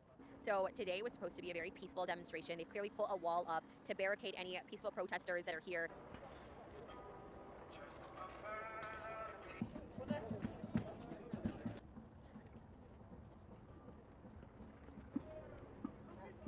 So ICE just attacking protesters. Well, I mean, they're being rowdy. They're yelling at them. So, I mean, they gotta respect authority. ICE was supposed to be going after illegal immigrants, not protesters. What the fuck? Well, and anyone who interferes with it seems like they have, like, excessive amount of troops to, like, actually fill the demand. So they got a lot of free time. So what are they supposed to do? And they're loitering about, and you got protesters. I mean, they need somebody to assault. Yeah, they need somebody to slam to the ground. They're up to no good anyways. It makes sense. You like my background? No, it sucks. Here, let's get to the next topic. Somebody in this chat said we seem like an intelligent group of people, Jane. Isn't that nice of them? I like it when people stroke my ego. Me too. Thank you so much. Wow. Wow. There's location. Cheers to that. Location. Then there's homes and loved ones lost. As the IDF's offensive in Gaza City intensifies, new details have emerged of a development plan that was doing the rounds in Washington. An attempt to realize Donald Trump's vision for Gaza, articulated like this back in February. The Riviera of the Middle East, this could be something that could be so bad. This could be so magnificent. Cue the AI-generated content reposted by Trump. But before the real estate pitch, the reality. In the last 24 hours... So, why is Trump posting AI content? I mean, That seems like something that's, I don't know, pretty juvenile. You expect teens to be doing that when they're tweeting stuff out. Shouldn't the head of our country be a bit more formal when it comes to their social media posts? Yeah, they said so not only that, this is breaking today, John. You probably didn't pull this, but Trump has used AI images and videos to announce the med beds. Do you know about the med beds, John? No. Well, that was a QAnon conspiracy theory about alien technology that the rich elite had to, where you just lay down in this capsule and it'll fix everything that's wrong with your body. Now Trump announced that the med beds are real and citizens are going to get a membership card to them, but the reptilians are just you have to trust the AI images of them he posted. Well, the reptilians are just testing it on the rich before they determine it's safe enough for the populace. Plan that was doing the rounds in Washington. An attempt to realize Donald Trump's vision for Gaza, articulated like this back in February. The Riviera of the Middle East, this could be something that could be so bad. This could be so magnificent. Cue the AI-generated content reposted by Trump. But before the real estate pitch, the reality. In the last 24 hours, according to Gaza's Hamas-run health ministry, 98 Palestinians were killed by the IDF. What percentage of that 98 do you think are Hamas militants? Probably like 97.5, at least. Now, you say and a half. Do you mean like maybe one of the people you're mentioning, they lost half their body? And I'm sure there's a few good people. Abu Muhammad Alul's brother, for example, died in an airstrike today. What did he do wrong? He had nothing on him. He has young children. They've now been orphaned. For the sake of God, stop the war. Now, whenever this happens, it's never just 2 people died, 12 people died, 1 person dead, 2 people injured. It's always close to 100 people end up getting killed. And it's always, hey, we believe that there was 1 Hamas personnel in this specific area, so therefore we got to level an entire block. Officials said today that 46 people were killed while trying to access aid. Over 2,000 people have now died in similar circumstance. Most of those deaths occurred near... Okay, I have to do a stream where we go over some of the most advanced military tech that countries like the United States and Israel have. Just show how unnecessary these sort of air raids are. Because it's just they need... they have technology where they can hack into people's cell phones and pretty much turn it into a sonar device. And they're able to graph out or map out the entire interior layout of a building. And if they know who the militant is and they're able to determine okay, this person has a rifle, this person has a gun, they can't put troops on the ground, get in there and actually apprehend the dude. And it seems like if they're able to detain them alive, that's very advantageous because then they can get intel out of the person. So if they're trying to rescue the hostages, you'd think that they would want to do that as much as possible. And it seems like the IDF troops, they're some of the most well-trained troops on the fucking planet. And it's just, it kind of seems odd that when they have some of the most advanced surveillance tech imaginable, and they're one of the most mechanized, militaries on the planet, they're not able to get the troops in, get them in there, get to where they need to within that building, get all the logistics figured out, and detain the person. They have to blow up not just one building, but all the other surrounding buildings. It's run by the controversial US-backed Gaza Humanitarian Foundation. Some of the people behind it are also reportedly behind a proposal for a post-war Gaza. A separate group looked at the money. Financial planning around the proposal was done by a team working for the giant management consultancy Boston Consulting Group. They have offices in that rotunda-shaped skyscraper behind me here in Tel Aviv. Now, they've subsequently distanced themselves from this proposal, and a number of executives involved have been fired. Nonetheless, this proposal was obviously designed to appeal to Donald Trump, America's... Jesus Christ. That looks like something out of some kind of sci-fi novel. Of tearing down the lower classes to build the utopian city-state. as state agent president. For one thing, it's called the Gaza Reconstitution, Economic Acceleration and Transformation Trust, acronym GREAT. It is blue sky thinking, where the blue skies are on a different planet. The idea, a network of sci-fi style AI-powered smart cities along the length. I like how it just mentioned like a sci-fi novel. The Strip. The plan envisages the relocation of all of Gaza's 2 million plus population. Their options: voluntary relocation to another country or into restricted secured zones. Those who own land would be offered a digital token in exchange for rights to redevelop their property, to be redeemed for an apartment in a rebuilt... Do you think Trump came up with this plan on his own? No.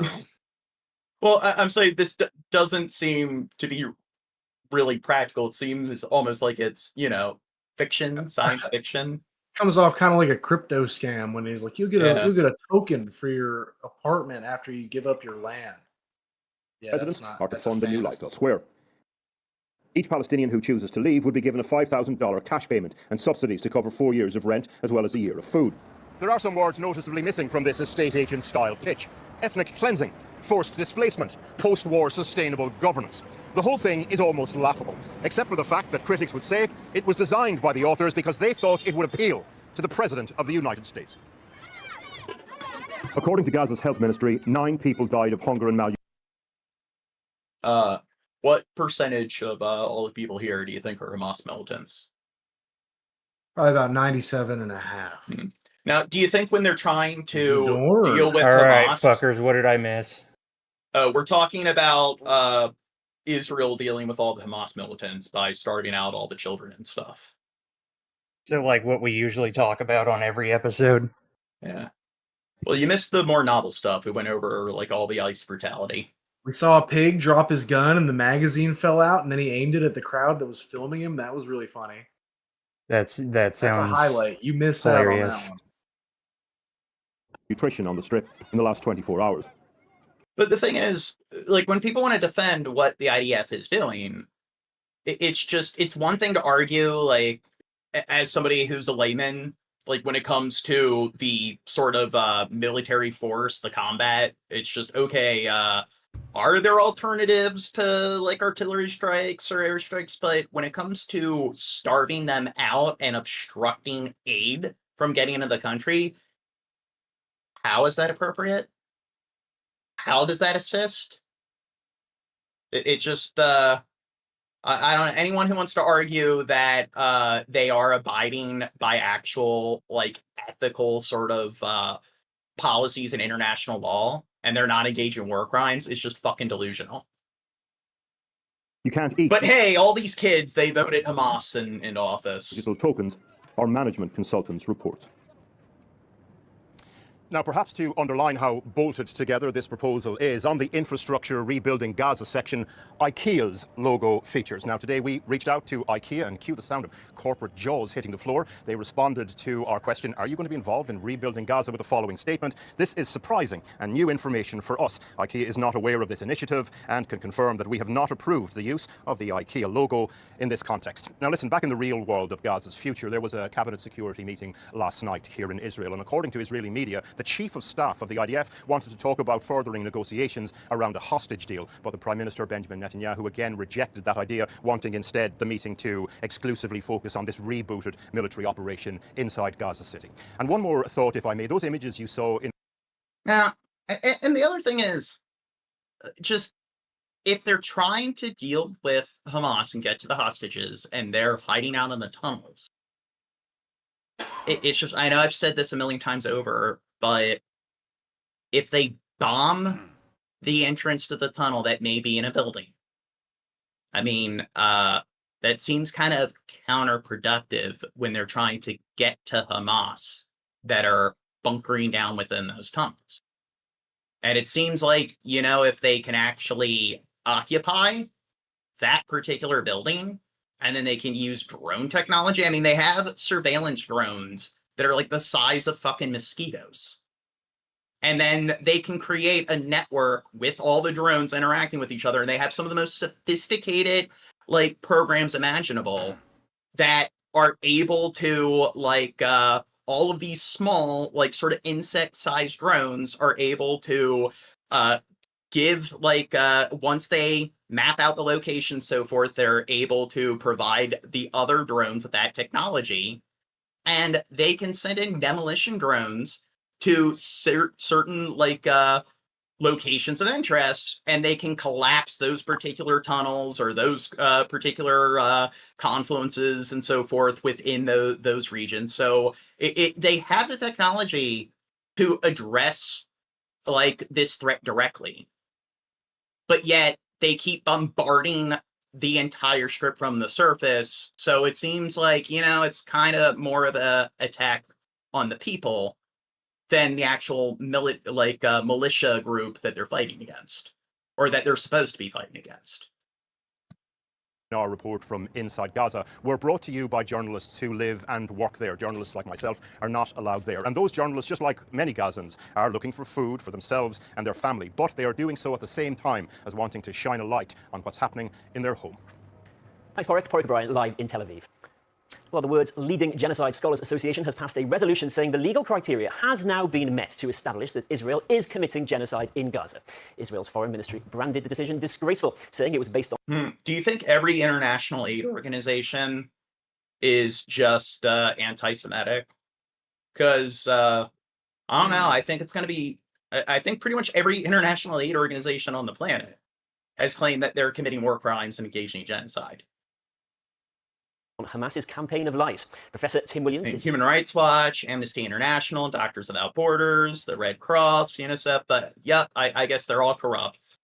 Second Vice President of the International Association of Genocide Scholars and Professor of Insecurity and Social Order at the University of the Bundeswehr, Munich. Professor Williams, could you have reached this conclusion realistically a year ago? A lot of the things... Oh, here, like, we've seen interviews with some of the world's top, like, military officials that have discussed how the tactics that they're using are counterproductive and are designed to cause as many casualties as possible. So military experts, what do they know? But then like now they're like interviewing some scholar. Oh, scholars, they're full of shit. All the world's scholars, all the world's military experts, all the world's governments, all the international like aid organizations. Yep, they're all full of shit. The only people telling the truth are Netanyahu and Fox News. Describing your everybody whose job it is to collect the data and provide a non-biased perspective on it just so happens to be anti-Semitic and always against me for some reason. I'm a victim. Absolutely. I think it would have been difficult to pass the resolution a year ago because I think there were many more balls in the air in terms of knowing reliable numbers and of knowing really the intent of the Israeli government and military. Having said that, I mean, yes, the resolution could have probably been passed sooner than it was, but I think that's one of the hallmarks of academic research is that it really wants to wait until there is enough evidence to make a very strong call. And I don't think any of our members were going to pitch a resolution until they could be certain that a strong majority of the members were going to also go with it. And in the end, 86% of our voting members did vote to pass the resolution. Yeah, and just over a week ago, we had a declaration of famine in parts of Gaza. And today, little seems to have changed as a result. And we've had another statement through on Twitter, this time from the Israeli government, accusing your association of being an embarrassment to the legal... Do you think Hamas is just stealing all the food? That's why there's a famine. It's all Hamas. Oh, no, it's definitely not because supply aid is being dropped and then people are being shot on their way to retrieve this aid. Hey, all of the footage of that happening, it's all fabricated. It's all fake. Hamas, like, edited all that footage, and it was all actors and AI. Profession. What do you make of that? Well, I don't think anyone expected the Israeli government to be particularly supportive of our resolution, but I don't think that changes anything about the facts on the ground that we were analysing, and that the vast majority of our members came to believe that the crime of genocide is being committed. There are very specific violent actions which are connected to that, killing, mental and physical harm being... Oh, Nicholas posting some kind of Mandarin in the chat. Being committed, and the destruction of the conditions of life calculated to bring about the destruction of a group, and we see that happening. That the Israeli government denies it. Do you think this will have a tangible difference in any way, shape, or form on the Israeli actions? I think what it does do is it tells governments around the world that the foremost association on genocide scholars, that we do that every day, we look at genocides, various different cases, thinks that this is a genocide, and it can have a certain amount of academic credentials to anyone now claiming that it is genocide. So I do hope that governments around the world, I don't think it's going to persuade the Israeli government to change its mind as in and of itself, but hopefully it will figure into some of the political debates happening. So his conclusion is that when the scholars come to the conclusion that it's genocide, that's not going to change the mind of the IDF. Do you agree with his assessment here? Yeah. I don't know. I don't think we needed a scholar to tell us that.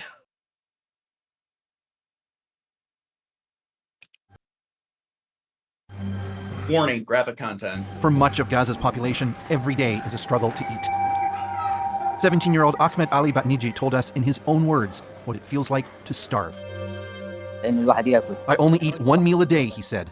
Every day I'm in pain, and it gets worse by the day.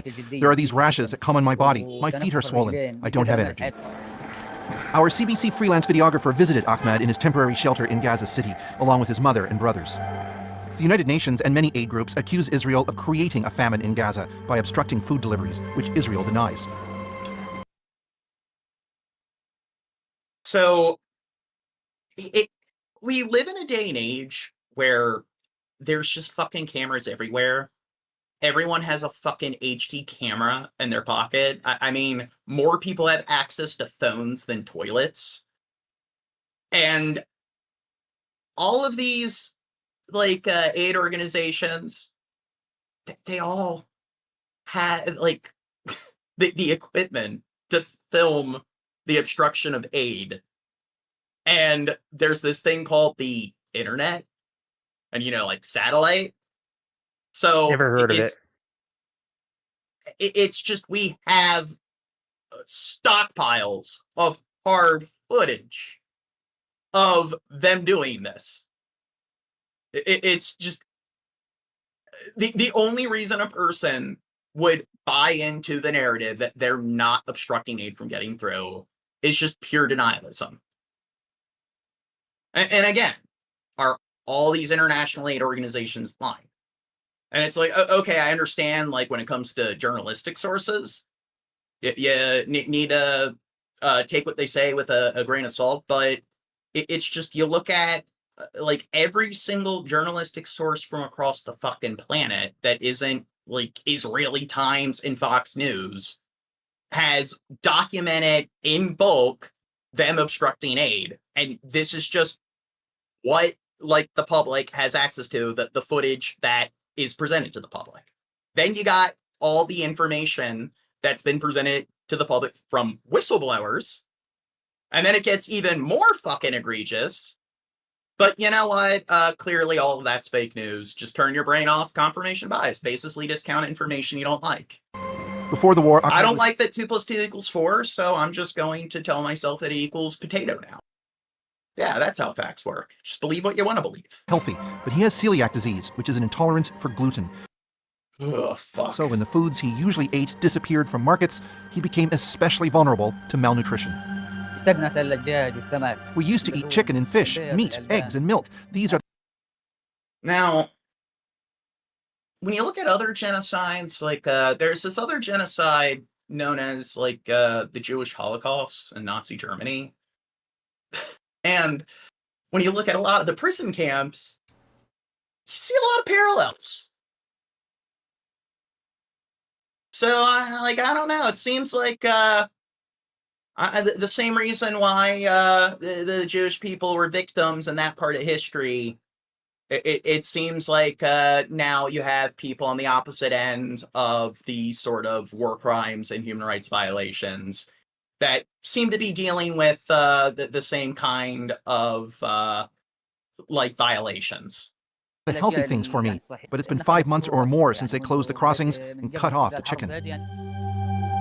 His mother, Hannah, feeds her family lentils, occasionally rice. But Ahmed needs more protein that she doesn't have. I'm scared to lose him, she said, because he doesn't sleep at all at night. I wake up in the morning and his eyes are swollen. I feel tired. I have low protein. My feet are swollen. My eyes are swollen. And... Now, he's older. He's an adolescent.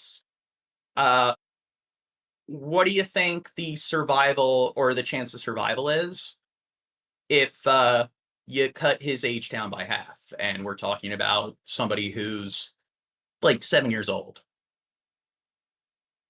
Yeah, we've seen a lot of starving kids on this podcast. My body can't absorb anything. At Gaza's Al-Quds hospital, Dr. Mohammed Al-Deeb is Ahmed's doctor.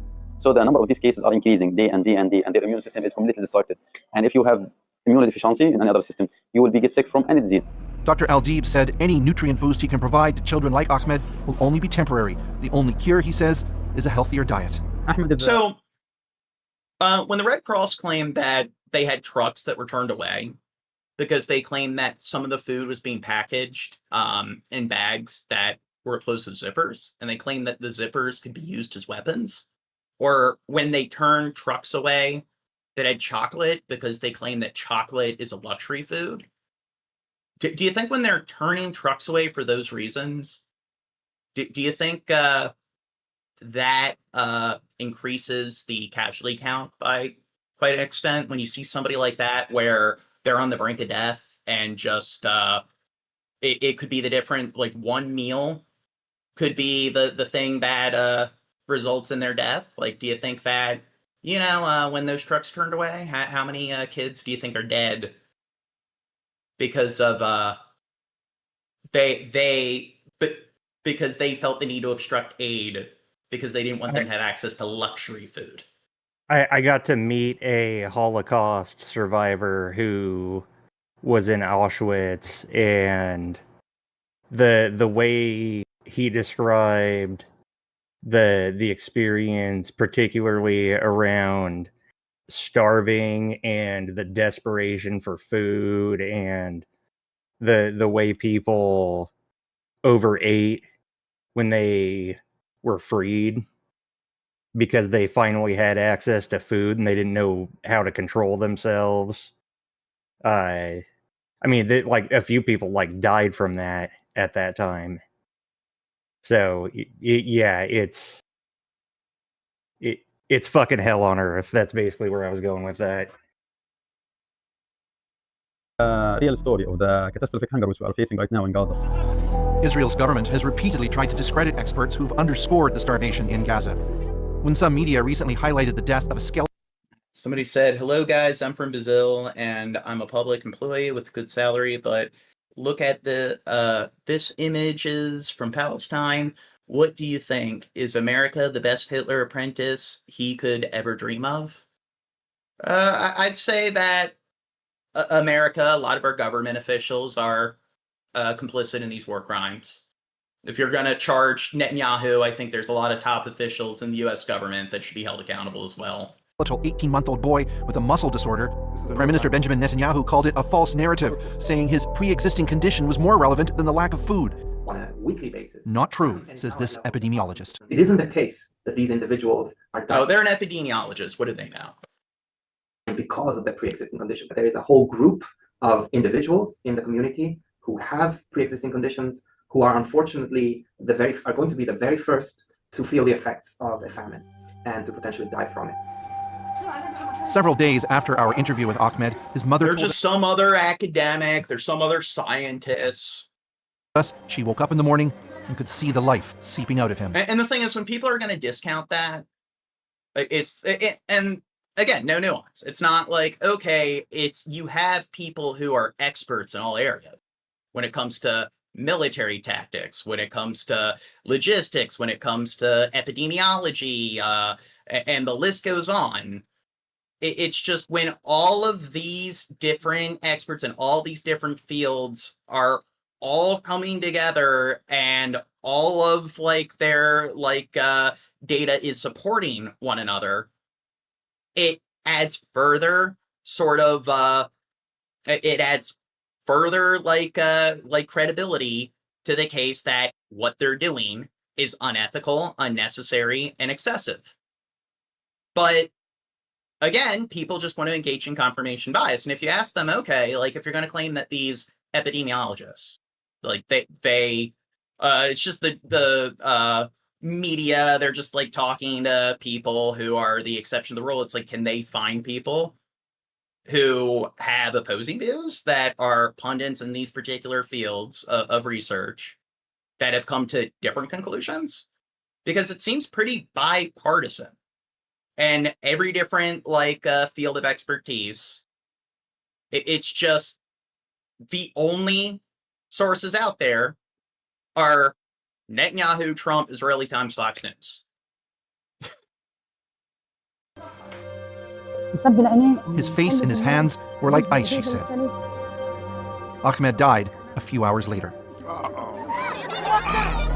Since then, the Israeli government has doubled down on its narrative that the famine is concocted, made up.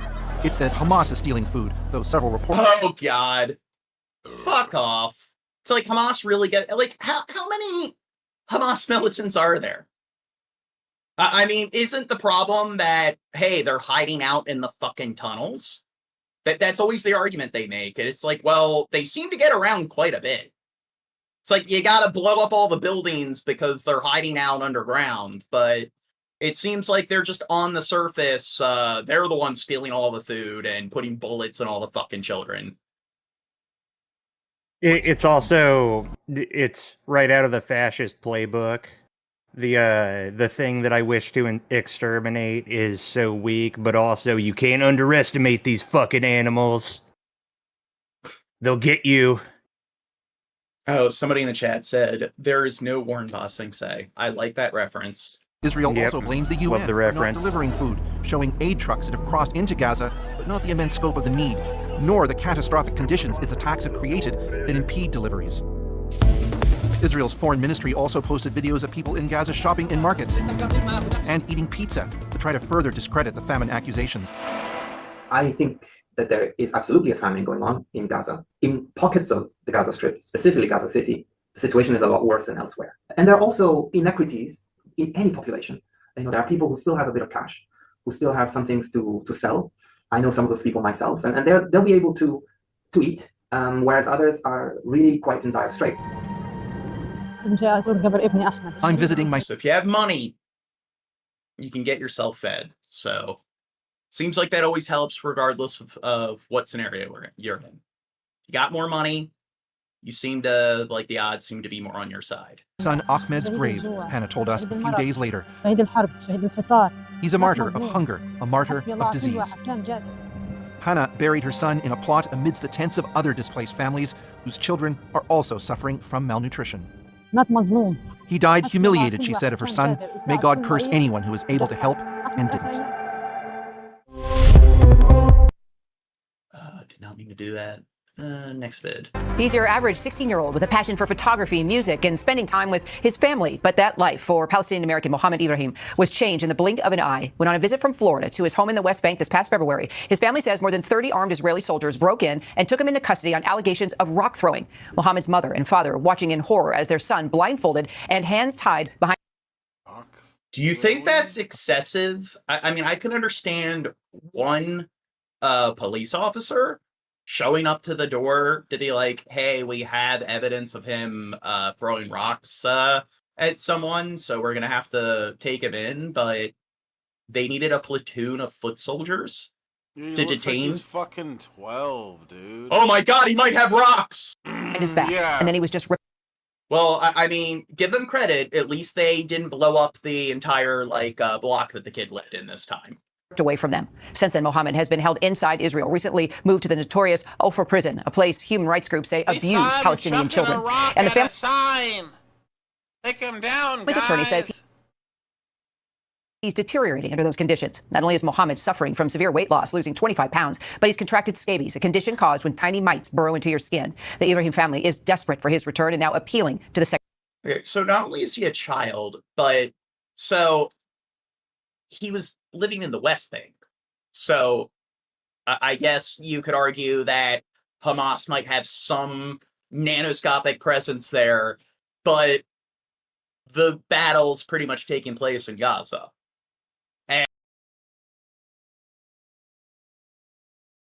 And they have been very, I guess, they haven't shown a lot of restraint compared to Gaza when it comes to Israel building illegal.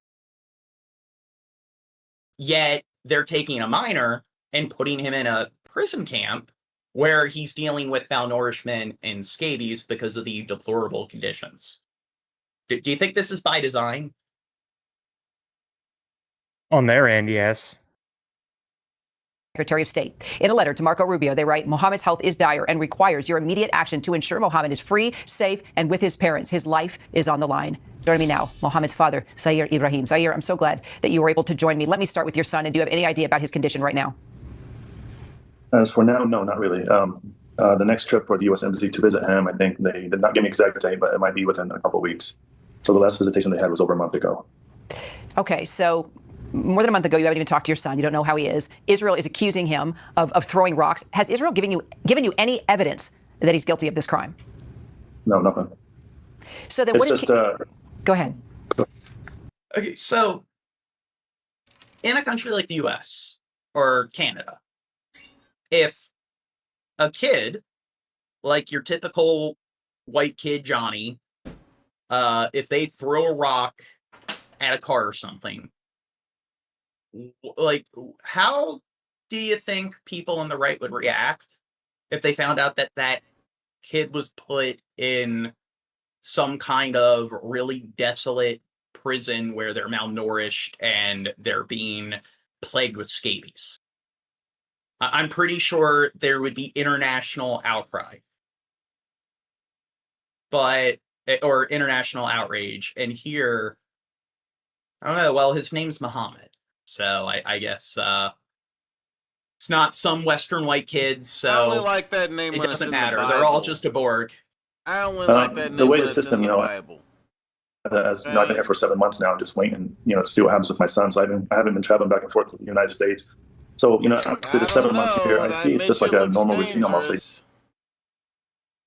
Gretzky Jr., we already discussed the parallels with World War II Nazi Germany and this. Just take anybody in jail and they can accuse them of anything. But they agree with you, right? And whoa, yeah, I literally talked about cannot how do I nothing got about to speak with a Holocaust survivor and how what's going on in Gaza right now and the pictures of the starving children are all reminding me of the stories that guy told me.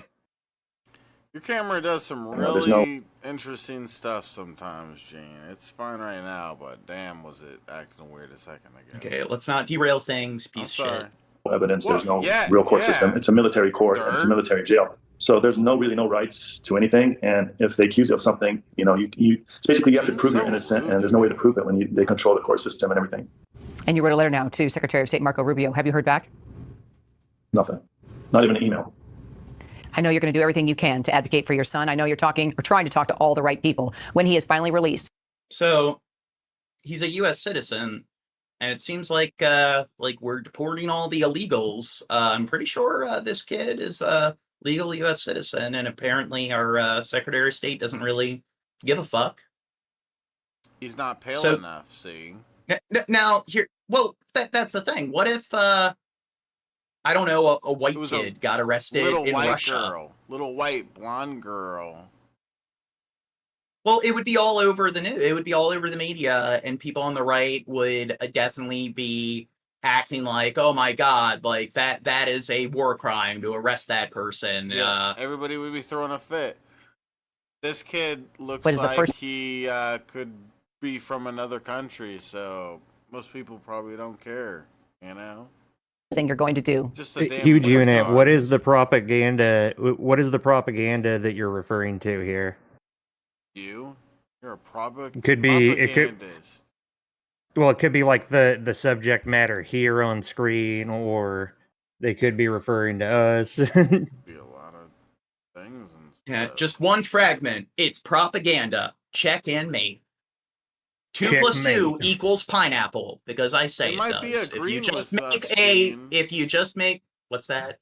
It might be agreeing with us, Okay, whatever. I don't know what the propaganda is. I just hope he knows we're trying our best, because there's no information that gets to him. They like Chad it. had to ruin Small it. cell with 15, I'm sorry. 20 people we don't know. So he does not. He got one letter from us. Not a letter. He got a little. We wrote something to the U.S. Embassy for them to read. To read to him, and he wrote us a little letter back. And that's it. None of us are We're anti-white just hoping for the best, racists. and Speak hopefully for they'll be home soon. yourself. Okay. Staying close touch with us. Shabisky's Thank you, racist thank you. against all races,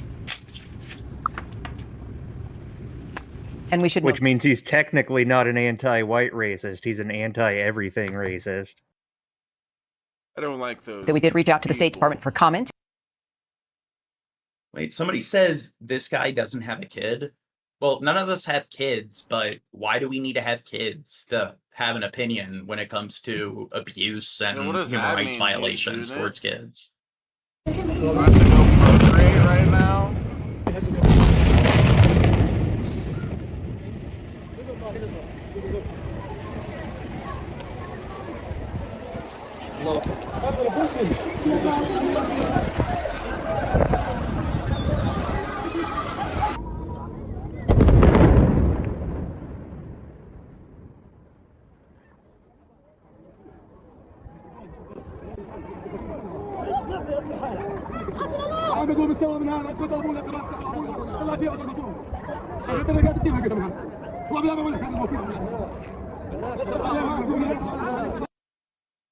Okay, do you think that's incidental, or do you think that's by design? So for a while they've been using dumb bombs. So just recently they've started using more modern, more precise sort of munitions that are likely to collapse a single building into its footprint as opposed to leveling an entire fucking block. So that's something that they were called out for, even by the US government. But here it seems like, you know what, they're a year in and they finally started using the kind of munitions that any developed military is expected to use and has been using since the 2000s. But I've seen these sort of more guided munitions used where they're able to collapse a building into its footprint and it doesn't cause this level, this kind of fucking mushroom cloud. اصبر يا حاج الله يرضى عليك، اصبر يا حاج الله يرضى عليك، الله يرضى عليك يا حاج بالله مش احنا، يرضى عليك يا حاج، يرضى عليك يا حاج، مسكين جنبك يا حاج بالله مش احنا، يرضى عليك يا حاج. الله اكبر.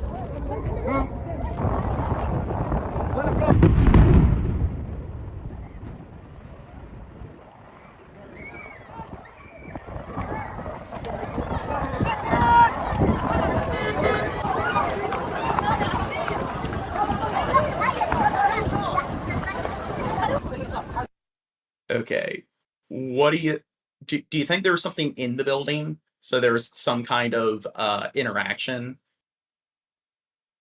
that, or do you think that this is by design? I was gonna say I think that the plan is usually to at least act like something happened in there.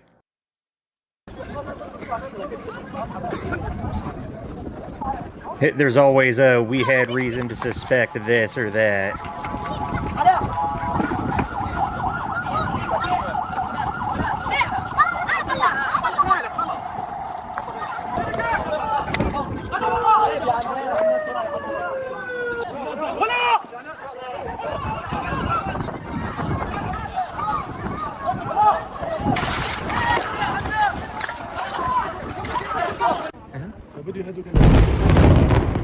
Now, here's the thing. A bomb was just dropped. They're all immediately heading towards the, location to try to find people who might be trapped under the debris. That's usually in any sort of, disaster. If a building collapses, it's you need to get to people as soon as possible. Now, they're all doing that when there's a notable chance or a notable risk of another bomb detonating in that location or being dropped in that location. So do you think if people want to just engage in sort of black and white xenophobia, do you think that's a sign that they're just a barbarous people that just have nothing but a lust for blood? Because it seems like people on the right like to depict pretty much anyone in the Middle East that way. And I'm wondering if something like that happened, if they were at a location where a building was bombed or it collapsed, and there's a good chance that they could still be killed if they go in and try to find survivors stuck under the debris. I wonder if they would actually follow through.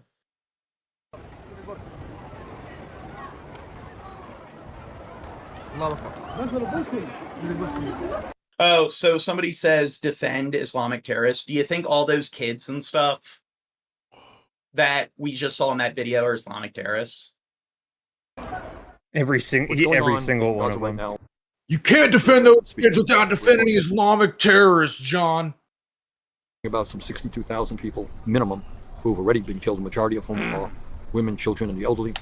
We're talking about not just about 140,000 people who have been injured. Again, that's probably an undercount.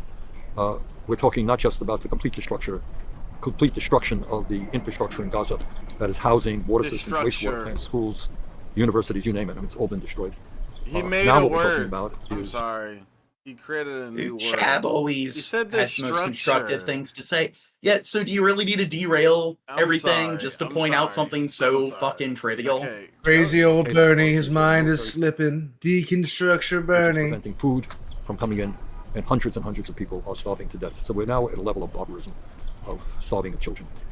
I have worked for the last many months in trying to prevent any more. Well, this guy advocates for universal health care, therefore he's automatically a communist. And he U.S. military combined destruction and infrastructure together like an armatard, so he's obviously an idiot. Okay, maybe I got a fire Shad. Shut up. Going through the I was adding to your We jokes, don't give a lot of stupid. commentary for hours at a time, and then it's just you got to point out trivial crap Gene, you're like that. It is ruining kind of a derailment. stupid stuff. to continue this You're making destruction of the you're Palestinian making people. some. Okay, now you're making me make it worse and stuff. Just stop it, Gene. This is your fault. It was Okay, already fine. Hey, how much have you had to drink tonight? Yeah, Gene. We are making some I'm asking progress. you. The last What do you vote we had, mean? we had a pretty good majority of Democrats. Why do you pay opposing attention? Okay, let's move on. Netanyahu, 0 Republicans. But let me be very clear. We are not going to stop. We're going to continue to move forward. The American people are with us, and let's do everything we can to get not only more Democrats on board, but to get some Republicans on board as well. God, the truth this of the is matter is very horrible. few Americans. Like, why didn't he record Okay, this because you inside so we hate the could do video so much. No, the Let's audio's move to the really next bad episode. though, because he's like not speaking loudly because he's outside and stuff. I don't know, it's weird.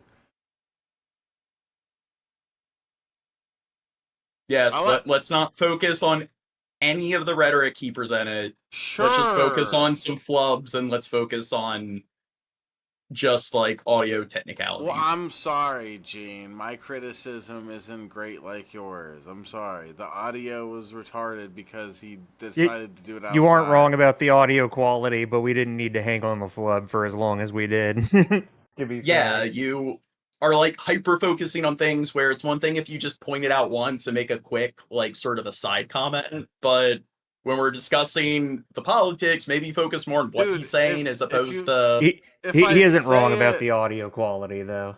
Yeah. Dude. Play the video, John. Some people's Some of the 20 hostages who are presumed to be alive in Gaza may have recently died. He made the comment as he spoke to reporters in the Oval Office on Friday, but he didn't share his source for his claim. Meanwhile, Israel's military is ramping up its assault as it moves to take over Gaza City. Now, I like how at the beginning, when you talked about how, hey, they're going to take over Gaza, or when people suggested that, and then you had all these people on the right like, oh, they're not going to do that.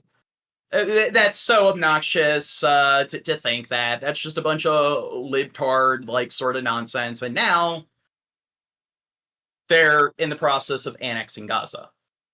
So, seems kind of odd that they forgot that kind of dismissive take they had a year prior.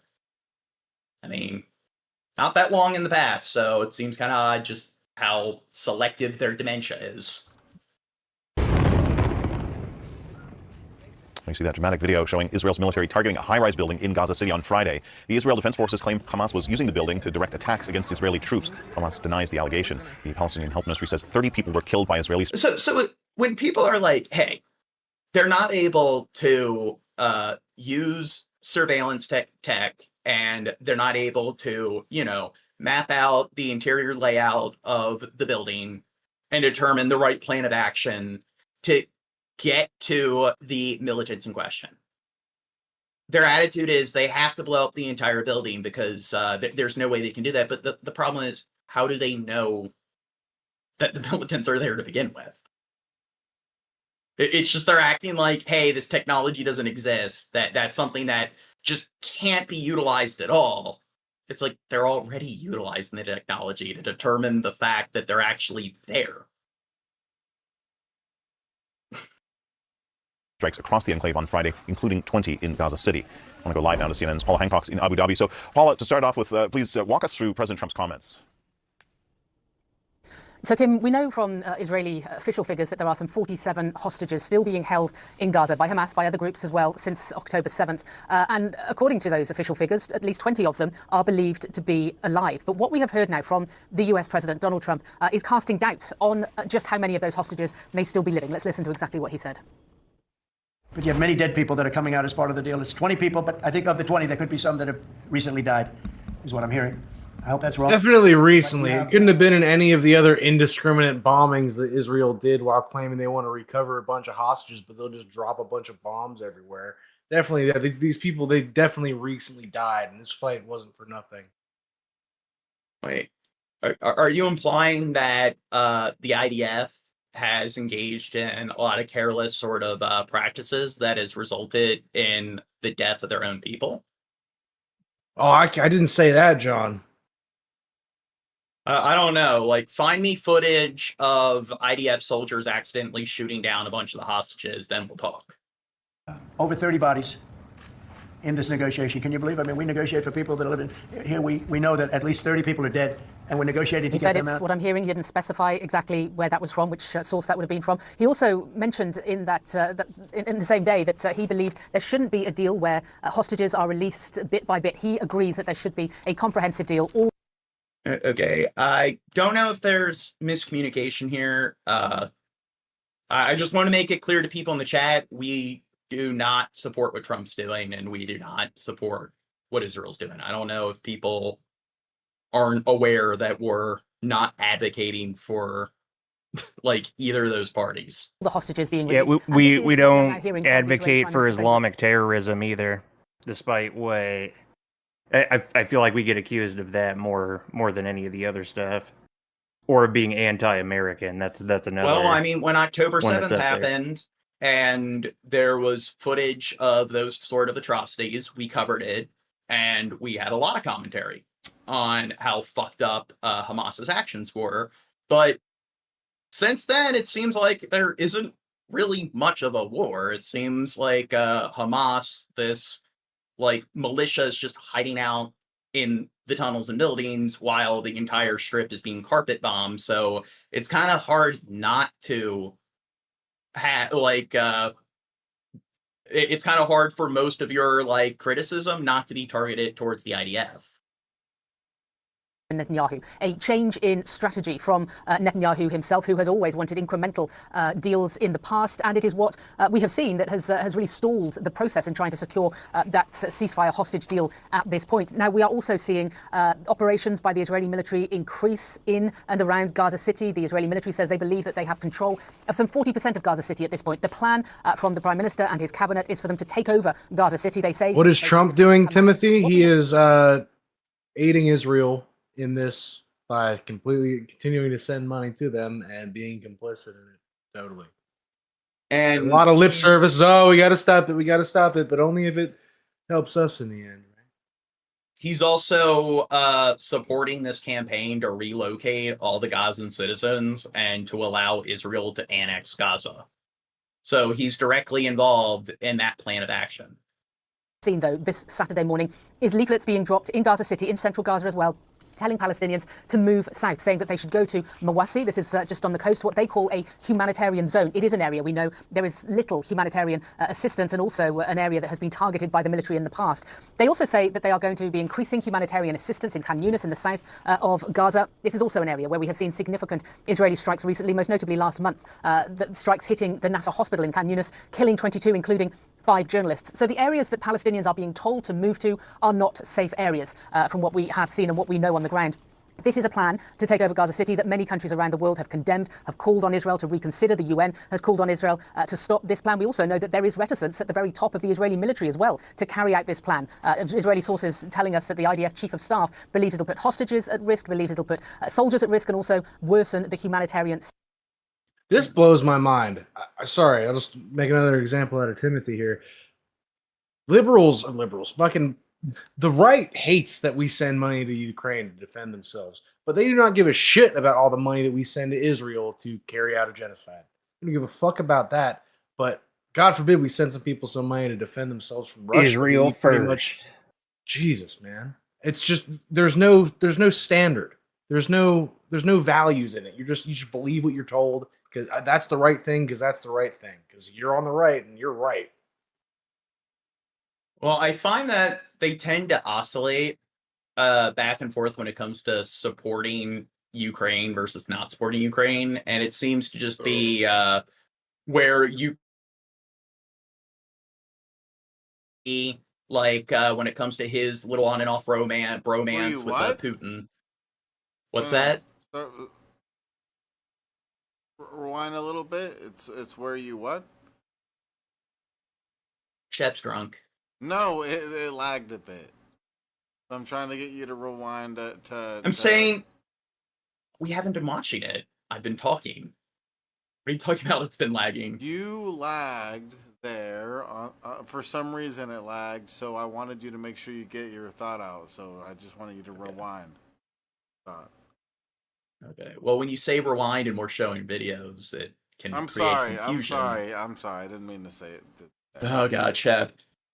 Well, anyway, they seem to oscillate back and forth between supporting, assisting Ukraine based on wherever Trump is when it comes to his bromance with Putin. So if Trump decides that he's not doing well with Putin, wants to exercise tariffs and sanctions on Russia and so forth, then all of a sudden it's like, okay, they support some level of involvement when it comes to Ukraine. So essentially, they're just sheep and sycophants for Trump, and whatever Trump says, they're going to go along with. Situation, Kim. Oh, I appreciate that update. Paul Hancock, thanks so much. Israel says tens of thousands of reservists are being mobilized to help with the assault on Gaza City. But earlier this week, one group of reservists said they won't report for duty to fight in Gaza. They're part of a movement called Soldiers for Hostages. The group says it wants to get the hostages back. Members are also raising concerns about the humanitarian impact in Gaza, saying the war's objectives have become unclear. All right, for more on this, I want to... Well, I'm sorry, Shab. It is late, and I am a bit testy. Yeah? Because, your testicles are out of hand. Here, Gene. Oh my God. There we go. And when you say stupid shit like that, it makes me even more angry. Bring in Anat Peled. She's a reporter with the Wall Street Funny because when you said, and I'm a bit testy, I thought the next thing you were going to say was going to be like, because you're saying a lot of shit that pisses me off. And then like Shab just kind of said something that pissed you off. Yeah. Well, with the stupid, dick toilet humor, I kind of don't like that being a thing when we're talking about kids dying in other countries. So usually, I'm sorry, on this those are the kind of fucking channel, 90% of the time there's dead kids on the screen. I just want to make a poop joke every now and then, Gene. God, it's not my fault that the dead people that are kids exist. You don't laugh, you'll cry. Dying. You know, I told you very early on when we shifted over to current events and world politics that this show was going to desensitize us. I warned you. Yeah. I'm dying inside.